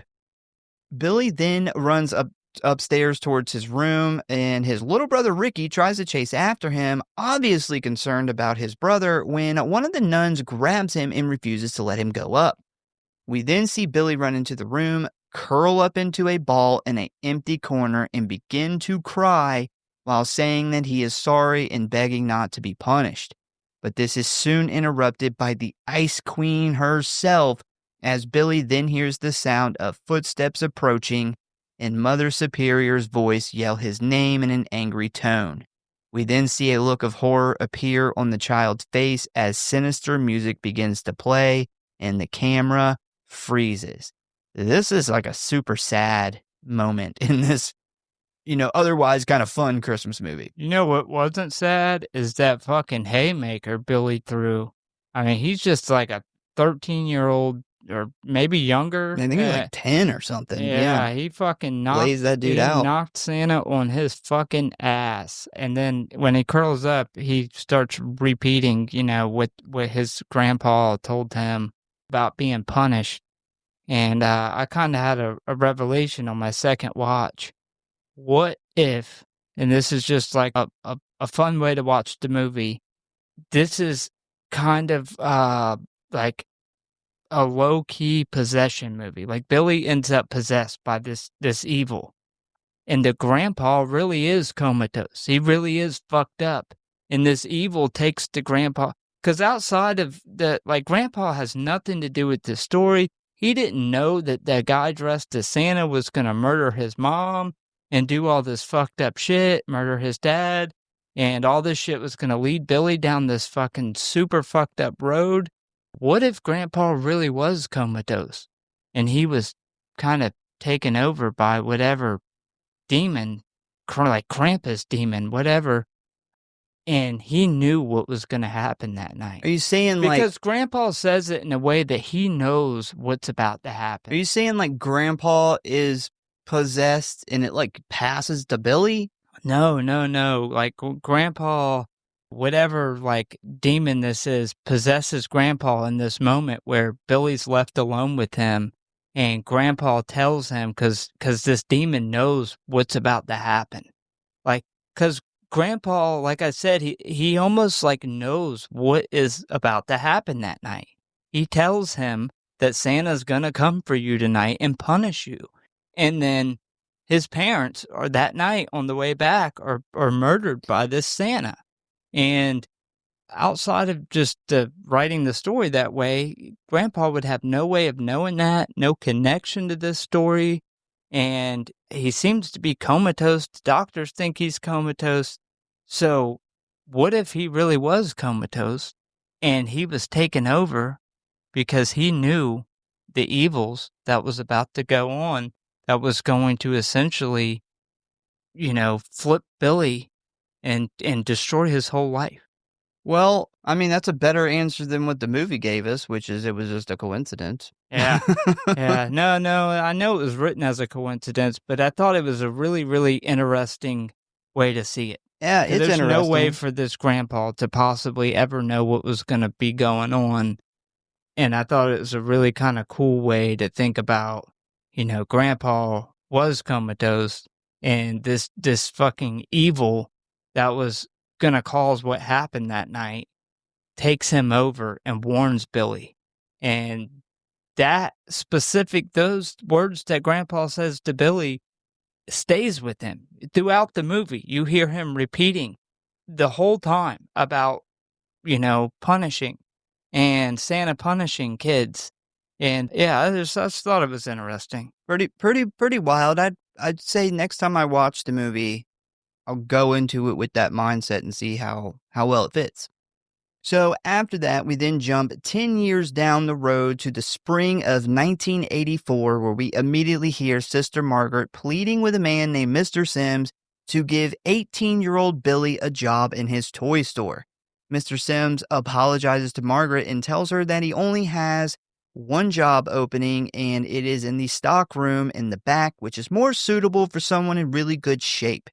When Margaret then calls Billy over, revealing that he is now a full-grown man with very defined muscles, prompting the toy store owner to immediately hire him. The way Mr. Sims looks at him when they show how ripped Billy is it's a little gay. It's kind of, he's like, oh yeah, you can work for me. You definitely moved some boxes. Yeah, you can stay late. I'll give you some extra hours when everyone else goes home. Just be me and you here. You can use the back door when you're doing your stocking back there. So after that, we then get this really kind of odd montage of Billy working in the toy store, which has a really odd song choice. Also, it appears that Billy really likes working here. He does a really good job, and Mr. Sims is pretty happy with having hired him. Yeah, they play like a weird country song during this montage of him working. Just an odd choice. It was very, very, very out of place. But I do think in this montage, one thing that is significant is we see Billy does not drink. Yeah, no, he doesn't drink. He doesn't cuss. He's very straight edge. And he seems to have grown up with a good head on his shoulders considering what he went through. Yeah. Billy also seems to get along with all the other employees really well, especially this cute cashier named Pamela. And at the end of this montage, we see that months have gone by and it is almost Christmas again, which is, of course, bad news for our boy Billy. Now, considering it's now December, Mr. Sims has this area in the front of the store that he has been set up like the North Pole in order for kids to come and sit on Santa's lap, which obviously Billy is having a hard time with. We also see here that the backroom manager, whose name is Andy, treats Billy like shit, forcing him to do all the labor while he sits at his desk and does basically nothing. The way he talks to Billy is also very unprofessional, and finally, one day, Billy kind of snaps back at him, telling him to just leave him alone. I don't know about you, I can't fucking stand Andy. He's this fucking tiny-ass dude who wears preppy collared shirts and cowboy boots, thinks he's fucking hot shit, and I was like, God damn, I can't wait for Billy to kill him. Yeah, they wrote Andy as like the most hateful characters possible, or the most hated characters possible. Like he's a they're piece of like, shit. let's just write him as the most awful person ever. Yeah, And what's he sad sucks. is like everybody has known somebody like this, Oh, yeah, which is crazy. he reminds me of people I've met. So after this, we see that the Santa cosplayer has finally arrived and is talking to some kids. And this is obviously very difficult for Billy, as we see he's having a really hard time here. And in order to get his mind off of it, he begins to have a dream about him and Pamela having some sex, which is where we see Billy's hairy ass man taint, which was very surprising to me the first time I seen this. Out of all the parts on a man's body to show on camera, you picked the most unflattering area to focus on. But anyway, this potentially wet dream gets interrupted when suddenly, as Billy caresses Pamela's naked body, Santa appears, stabbing Billy in the side and cutting him deep, causing him to quickly wake up from the nightmare, yelling from his bed. The next day, at the toy store, an employee named Miss Randall informs Mr. Sims that the Santa cosplayer they hired has broken his ankle and cannot come in, forcing Mr. Sims to assign the task to Billy. Because remember, most of these people do not really know a lot about his past or his issues with Christmas and Santa. Yeah, Billy's dream must have been tainted.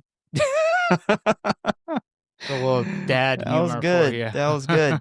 So Billy, not wanting to get fired or have to explain any of his issues and past with his coworkers, reluctantly accepts the job. Miss Randall is so smug when delivering this news to Mr. Sims. It's kind of funny. Like, she enjoys giving him bad news. She personally boycotted this movie. Did she? No, I don't Oh, know. damn, I didn't come across that. She's so smug. It just like she is the type of person that boycotted this movie. Yeah.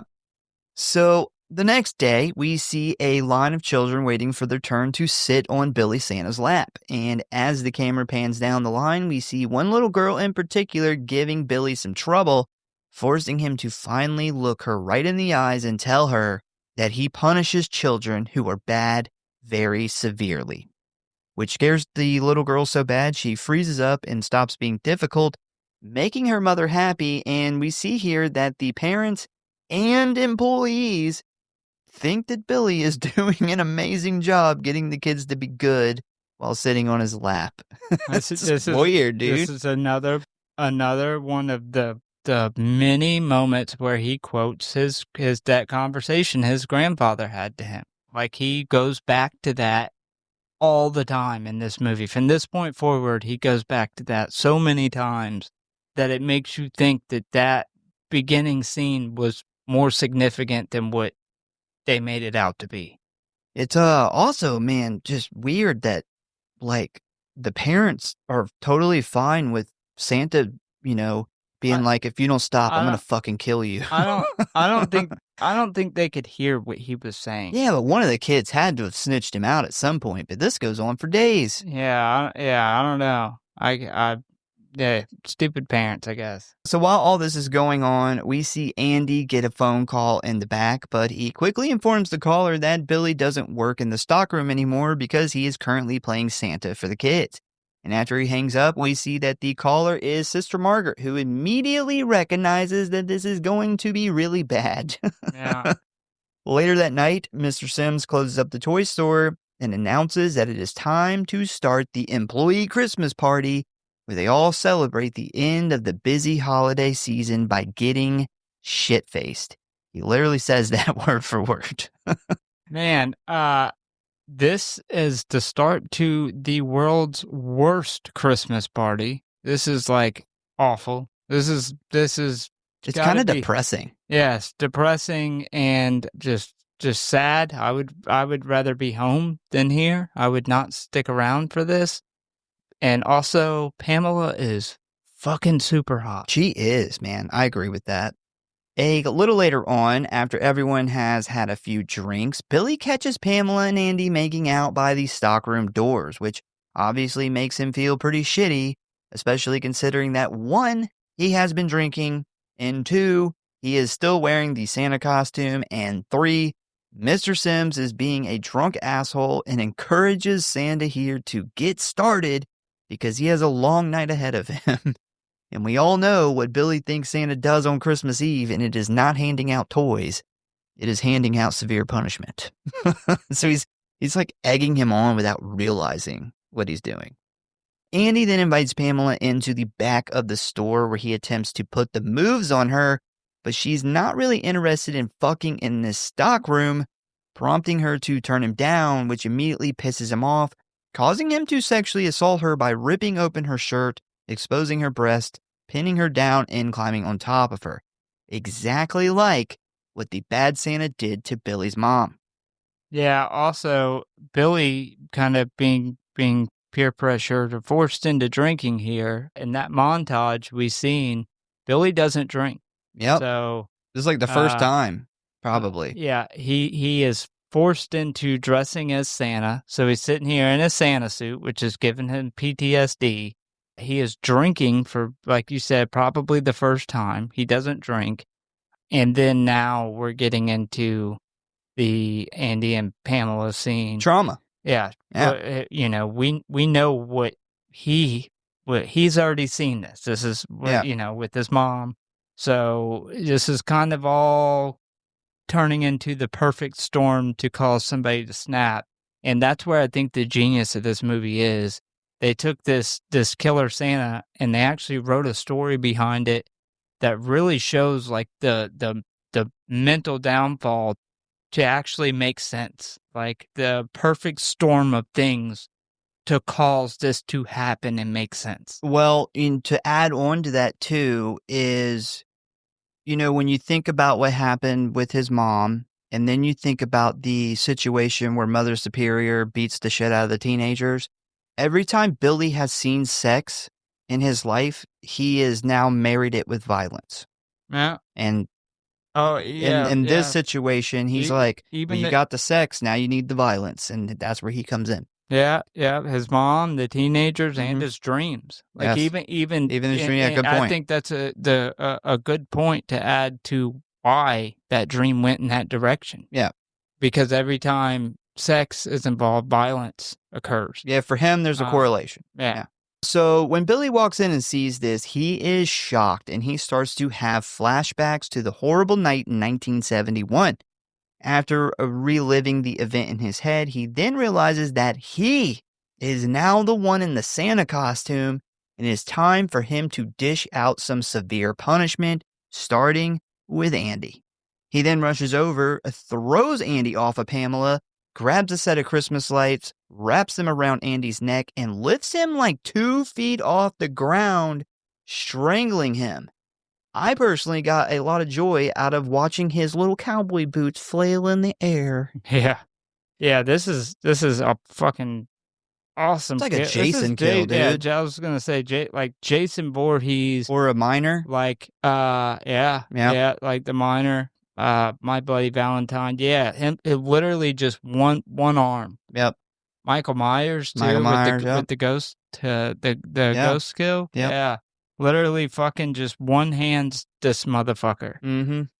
So after a minute or so, Andy here finally dies, prompting Billy to throw him on the ground. But when he turns towards Pamela, he is surprised to see that she is very upset by this and calls him crazy.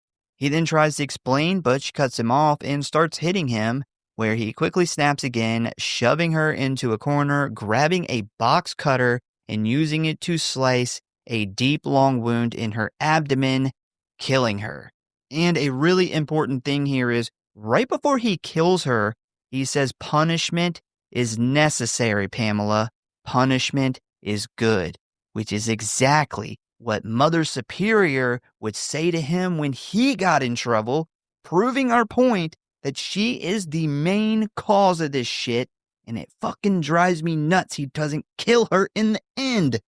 Yeah, well, yeah, you jumped way too far ahead there. Yeah, but we gotta get to that. But he says the exact line that she would say. Is the Palpatine for sure. Like, she bred Vader.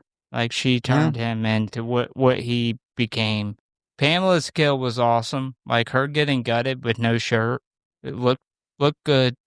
I didn't understand why she got quite so mad at him, considering that she was about to be raped. Yeah.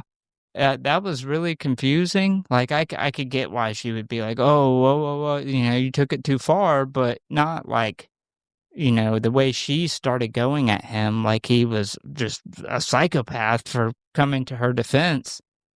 So, yeah, that was a little confusing. So, after Billy kills these two, Mr. Sims decides that after hearing some commotion in the back, he is going to check things out and make sure everything is okay. But unfortunately for him, Billy has gotten a taste for blood, causing him to bash Mr. Sims's head in with a hammer soon after entering the stockroom, leaving Miss Randall all alone in the toy store with a bloodthirsty Santa. Once Billy shuts off the main lights in the store, Miss Randall goes looking for her boss, where she quickly finds the man laying dead in the back with the hammer still planted in his head. She immediately freaks out and takes off running towards the front door, but to her surprise, it is locked, meaning she is going to have to find another way to get help.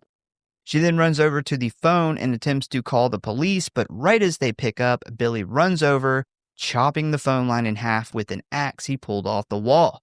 She then takes off running again, quickly realizing she's going to have to break one of the windows in order to escape.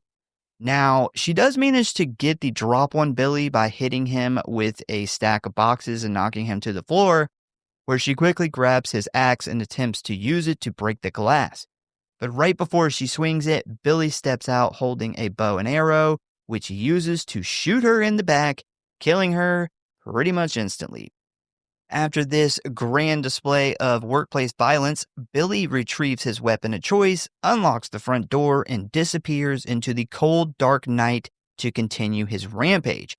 And not long after he leaves, Sister Margaret arrives at the store to check on him, where she immediately finds the aftermath of Billy's freakout. So after that, we then meet two new characters, Tommy and Denise, who are teenagers attempting to get it on downstairs on the pool table. Nice. Yeah, I'm not exactly sure about the situation here because it appears that she is home alone with her younger sister, but where the fuck are their parents? Like, it's Christmas Eve. Like, I don't think the parents are at work. I don't know why I just seen this as this was her daughter. No, she says it's her sister. Oh.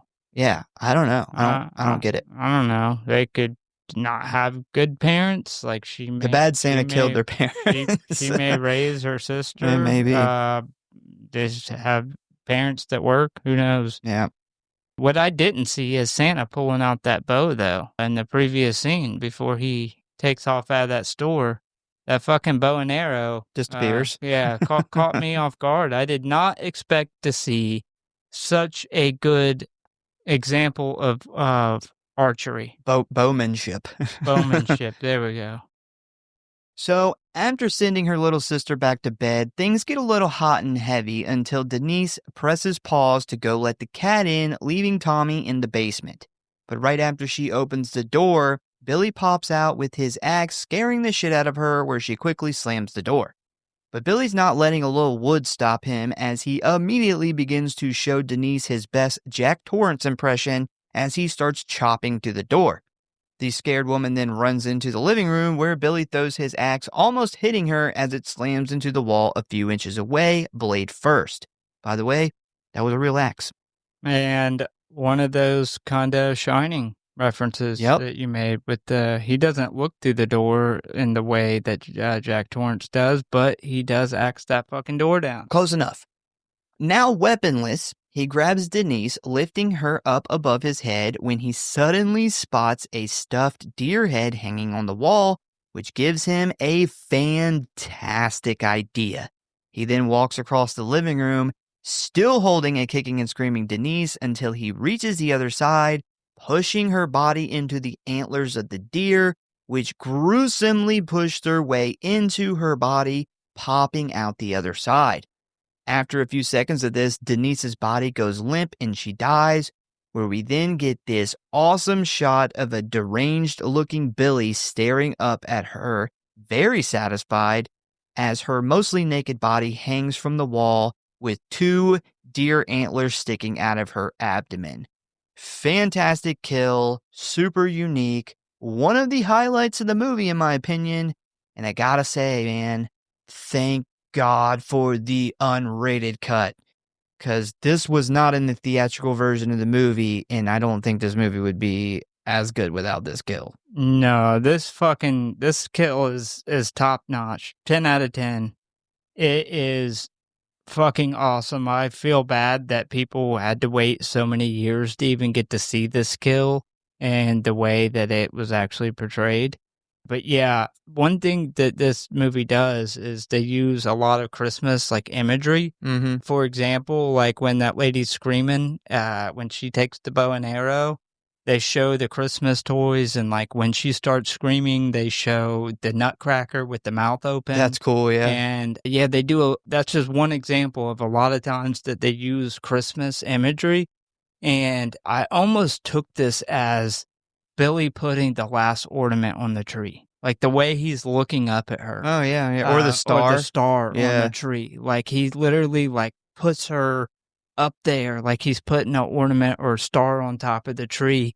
And he's almost like looking up as he's completed this masterpiece. There's also got to be some like a small correlation between the deer antlers and like a reindeer. Yeah, I also thought of like a Rudolph or one of the reindeer. She's like his nose, like how his nose lights up. Yeah, yeah. I definitely think that there was some Christmas imagery going on there. Yeah. That was done on purpose. Now, because of the radio, Tommy does not hear any of this happen, but after a while, when Denise doesn't return, he decides to go look for her, and thanks to the shattered front door, it doesn't take him long to realize that something is very wrong here. And after walking into the living room, he spots her dead body hanging there when suddenly Billy attacks him, throwing him across the room. Now, Tommy is able to grab a fire poker and hit Billy in the face, sending him tumbling down the stairs, where he then grabs the phone and calls the police. But this upper hand doesn't last long as Billy attacks him from behind, starting up the fight again, leading to Billy ripping off Tommy's shirt and throwing him out of a big-ass window, where he is brutally impaled by a large piece of glass. Gotta say, the glass through the stomach, the abdomen, looked awesome. Yeah, that looked awesome. The antler kill looked awesome. Almost all the kills here, like the special effects team did a really good job. Especially on a low budget, yeah. Yeah, for such a relatively like smaller movie for the time and a probably pretty unknown special effects team, they did a really good job with the kills. So after Billy finishes up with Tommy, he grabs his axe and goes to leave when suddenly Denise's sister yells Santa Claus after seeing him walk by the hallway. Billy then stops and has an interaction with her where he asks if she's been naughty at all this year. And while this is going on, we see him reach into his pocket and pull out the box cutter from the store. She, of course, says no, which changes his mind about killing her, where he then hands her the box cutter as a gift and walks out, leaving the little girl very confused. And as much as I really enjoy a good bloodthirsty Santa, I am glad he did not kill this little girl. I feel like it just wouldn't be in his character, especially considering like he was once in her shoes. Well, I love this fucking scene. This is like low-key one of my top scenes of the movie. Once again, he brings back the stuff that Grandpa told him, like, if you've been naughty at all this entire year, which him as a kid, he thinks back on the whole year and he's like, yeah, I've been in trouble this year. But this little girl is so confident that she has been good all year. She has not been bad. One single time. He's about to kill this kid. He pulls out this box cutter and he's waiting. And she says that she's been good with such confidence that he literally gifts her the only thing that he has on him, which is this box cutter. Yep. I fucking find that hilarious and super fitting for some reason. Like it just, like the rules in his head if she says she's really been good all year, I can't kill her. Like, I Yeah. can't punish her if Can't break she the rules. and she was so confident, he's like, "Okay, I have to gift you with something, and all I have is this bloody box cutter, so here you go." Yeah. Maybe she's like, my sister does enough bad for the both of us. So after that, we then check in with the local police where we find out that they are now aware of the murders and are actively looking for Billy in his Santa suit. And right when they turn the corner, they spot a Santa climbing through a bedroom window of a house, prompting them to take immediate action, pulling into the driveway and bursting through the door with plans to stop the killer. Now, despite the good intentions, this turns out to be a terrible plan as they run into the little girl's bedroom and hold the Santa at gunpoint, yelling freeze. But it is soon revealed that this is this little girl's dad, pretending to be Santa in order to make her Christmas a little more magical. And thanks to these cops, his cover is now blown. Fun fact, the guy who plays the dad here is actually Don Shanks, who is a very successful stuntman and mostly known for playing Michael Myers in Halloween Part 5. Huh. Yep. Did not know that. Yep. Yeah, this guy almost got more than just his cover blown in front of his daughter. Fucking gets murdered in front of his daughter on Christmas night in a Santa costume. Yeah, this whole town, like, the kids are just gonna be so, like, fucked on Christmas. It's gonna be a lot of triggers in about 18 years. So after that, we then cut to two teenage boys who have made their way out into the woods and are planning on taking a couple of sled runs down this hill before it gets too late. Unfortunately for them, though, their plans are quickly ruined when two of their high school bullies show up and steal their sleds after a physical assault, demanding the two boys to hit the road. So these two doofuses are named Bob and Mac, with Mac being the obvious leader, to which he demands Bob go down the hill first. These are some extremely bright woods. one of the only movies that has Friday the 13th Part 7 beat with brightness of woods. Like, this place is lit up better than like a ski resort. Yeah. The moon is out. Yeah. Anyway, Bob heads down without any issues, immediately yelling for Mac, informing him that the coast is clear. A very excited Mac then climbs onto the sled and begins to head down, and right as he starts to pick up speed, Billy steps out, swinging his axe while yelling naughty, slicing Mac's head clean off. We immediately cut to Bob, who spots Mac heading his way, but soon realizes something is wrong, and as Mac gets closer and closer, it is revealed that he is missing his head as his neck continues gushing out blood.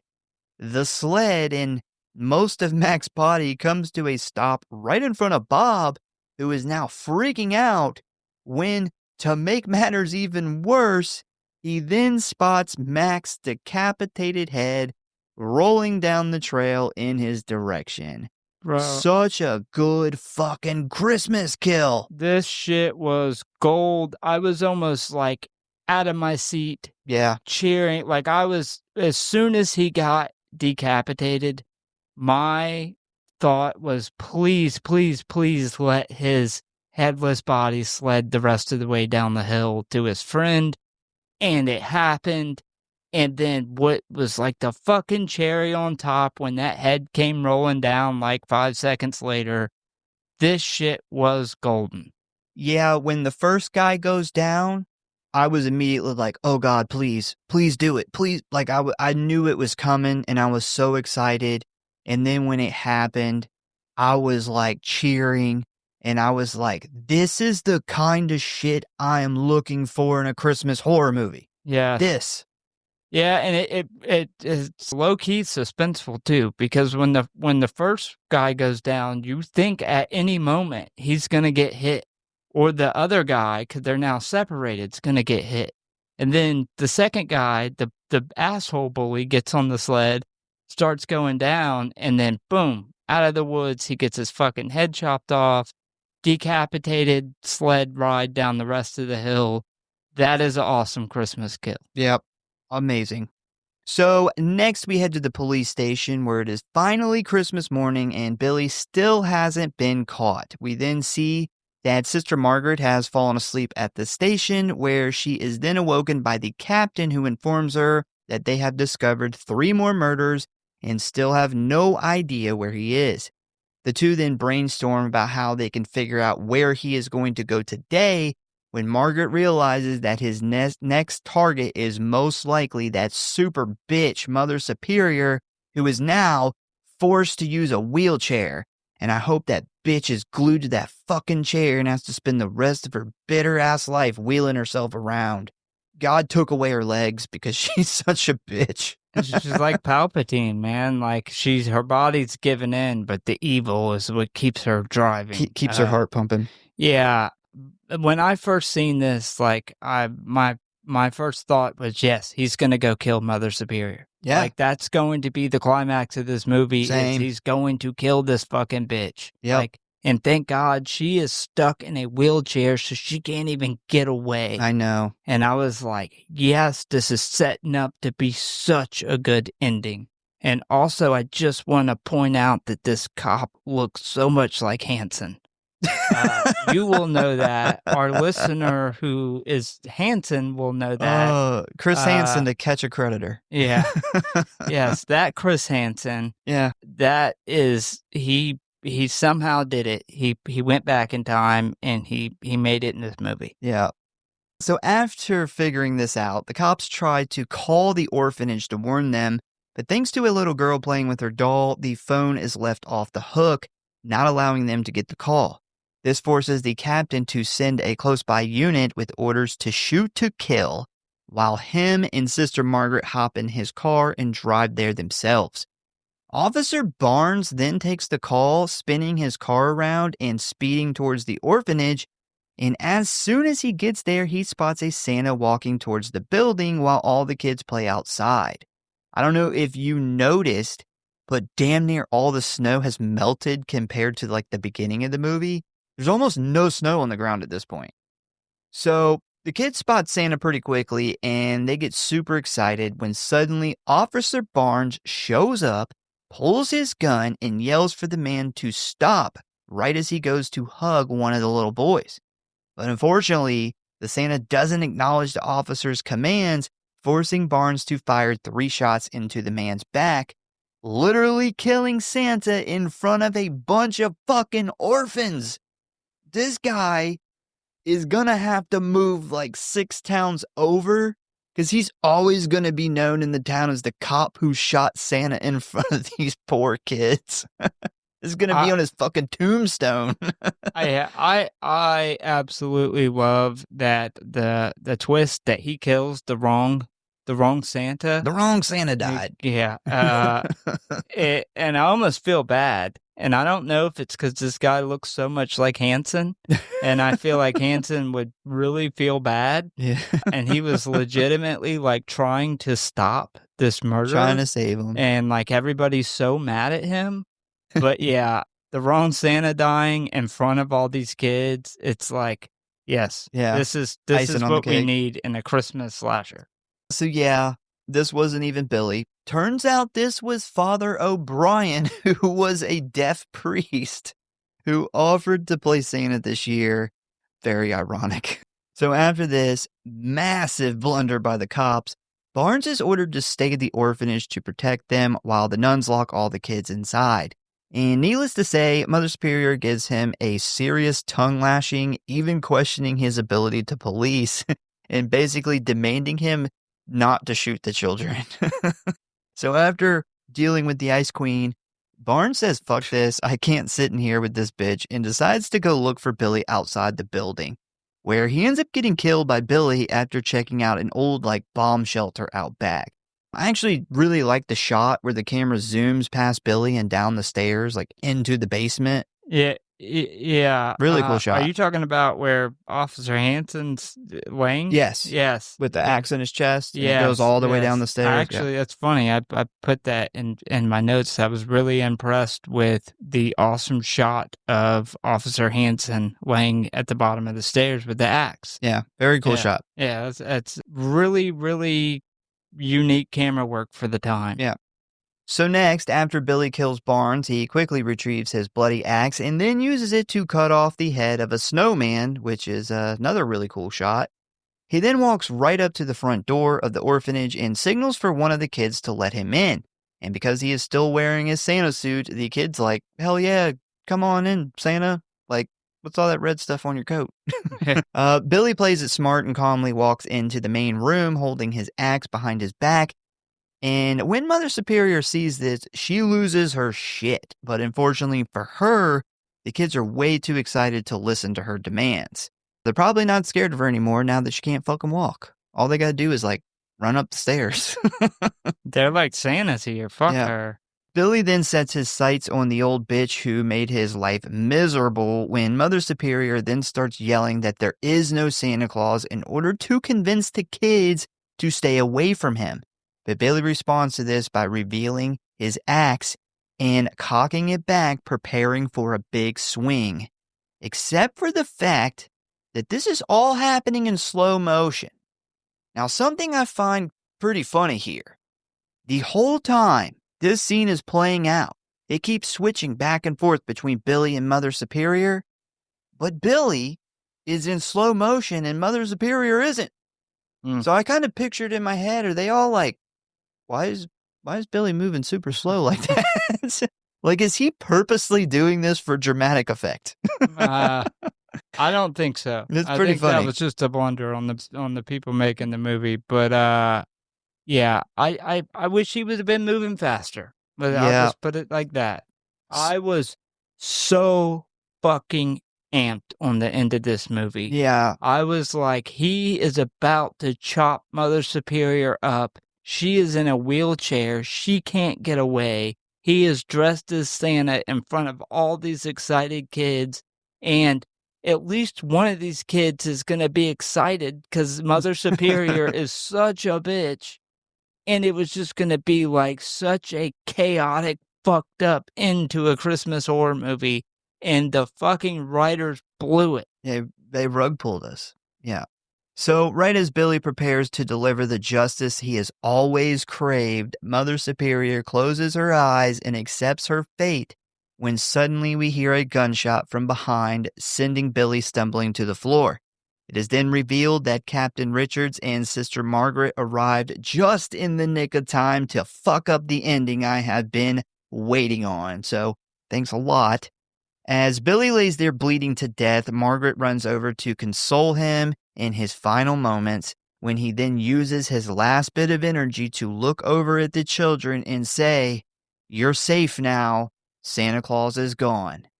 After he dies, the camera then pans up, revealing an angry Ricky standing by his brother's axe with the fury of 1,000 swords.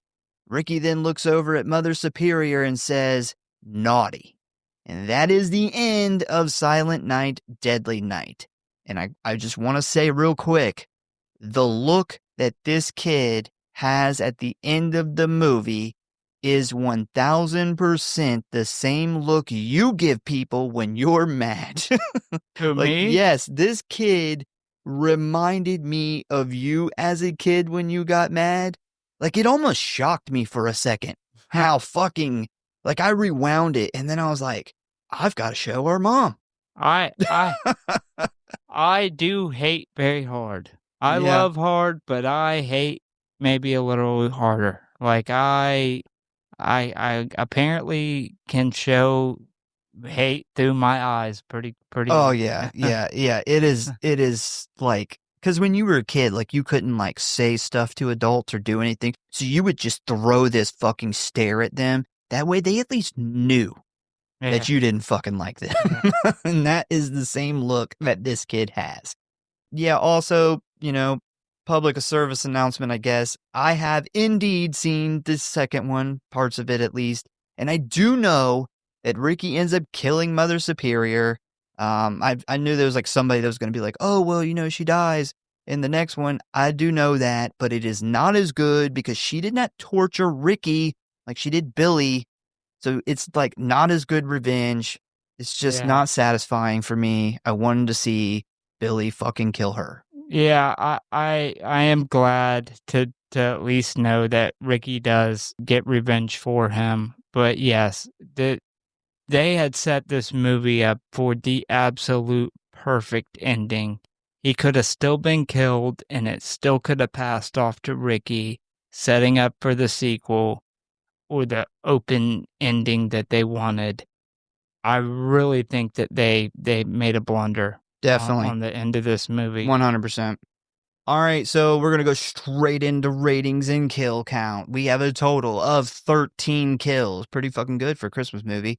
We had the store clerk shot by Angry Santa. Billy's dad also shot by Angry Santa. Billy's mom had her throat slit. Andy was strangled with Christmas lights. Pamela was gutted with a box cutter. Mr. Sims caught a hammer to the dome. Mrs. Randall was shot with a bow and arrow. Denise was impaled through the back with deer antlers. Tommy was thrown out of a window and impaled by glass. Sled bully guy decapitated with an axe. Father O'Brien was shot by the cops. Officer Barnes got an axe to the chest, and Billy was shot by the police captain. All right, favorite kill, what you got? So the girl, Denise, getting impaled with the antlers, that was absolutely top notch. It looked absolutely fucking amazing. Couldn't have been any better. And when you look at it through the lens of Billy putting the star on top of the tree, it just makes it that much better. A close second would be the asshole that gets beheaded on the sled. Bob. Yes. Bobsled. Oh, wait, I think Bob might have been the first. I don't know. Bobsled. Yeah, bully sled guy. So my favorite kill, I'm right there with you. Denise impaled by the deer antlers. Super unique. Looks fucking awesome. Extra points for the far back shot of her like crucified on the wall with her boobs out. God. Yeah, extra it looks points. So good. I wish so bad we had that in 4K. Yeah. My close second is the snow sled bully because the shot of him riding down that hill with no head is fucking awesome. And then we get a really good shot of the blood like oozing out of his neck. And it is like a great Christmas theme kill. Also, quick shout out to the bullet hole in the clerk's head and the giant shard of glass sticking out of the dude's body. Those are two also like just a little shout out to those effects because they also looked really cool. Yeah, I thought all the effects on some level looked really good. Yeah. All right, rating. What did you give it? Man, so this one was hard. I'm going to give it a 4. I had it at a 3.9. I was wrestling between 3.8 and 3.9 because I was so fucking aggravated with the ending of the movie. But after just talking about the whole movie as a whole, I'm going to bump it up to a 4. Okay. I obviously hated the ending. We'll get that out of the way now. This is definitely the classic story of a mental patient dressing as Santa, going on a killing spree. But I do like how they wrote the story to show the perfect storm of shit that actually makes the story make sense, as opposed to just some crazy guy stealing a Santa suit and going on a killing spree. You know, the traumatic events, the old man, the horrible upbringing, alcohol for the first time, the sexual stuff with the SA and grape, the Santa suit, it all was this perfect storm to make it make sense as somebody truly snapping. Yeah, I do want to say, because you're on to something that I don't think you realize, every single movie we covered for Christmas this year involved a killer getting in a Santa suit and murdering people. And this one... Every one of them. Even in Black Christmas, because he steals the Santa suit to escape the play. Yeah. That was weird. Every movie we did was that. That's weird. Yeah. Well, this one did it in a way that really made sense. Like they really wrote a story around it that made it make sense.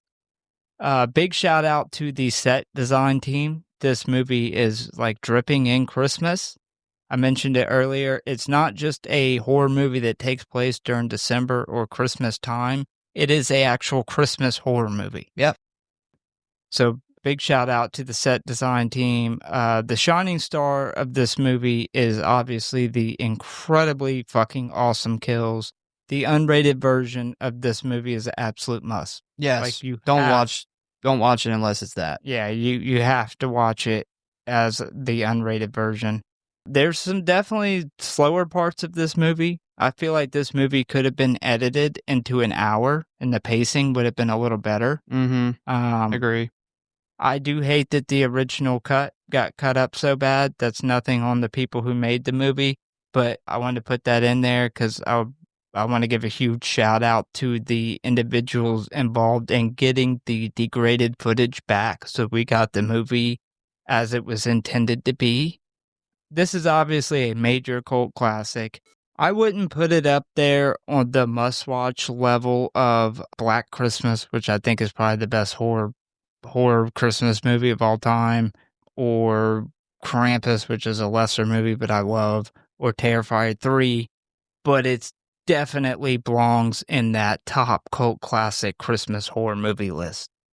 Yeah, I'm pretty close, man. I gave it a 3.8. I thought this movie was a fantastic Christmas horror film. It delivers on all its promises. Killer Santa, Christmas vibes, Christmas themed kills, which the kills are obviously a shining star of this movie.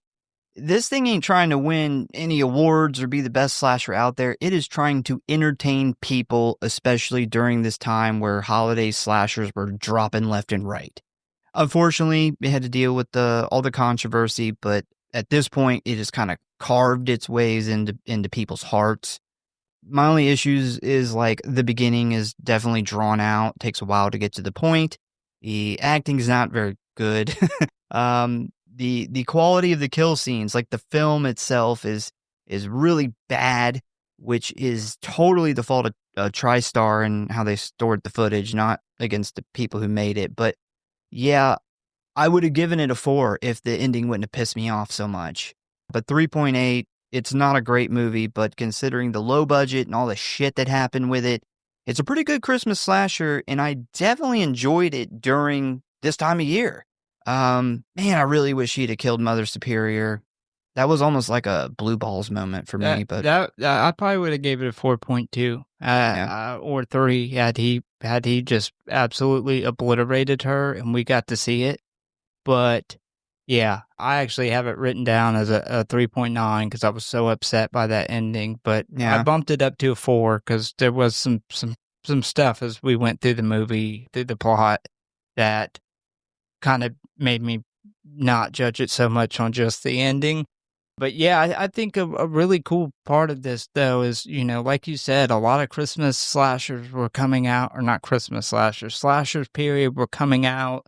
It's like holiday slashers, yeah. Yeah, and for this movie, I think what gets underlooked is the writing as far as the mental health side of things. Like, they really went in and showed all these small, parts of life, one day in your life, but how big of an effect that can have. And then these moments, just these small moments accumulating into this perfect storm. Well, not treating, Yeah. your brain the way it needs to be. Yeah. So once again, we thank you guys for listening. Please give us a follow or like if you enjoyed the show. Check out the website, check out the socials.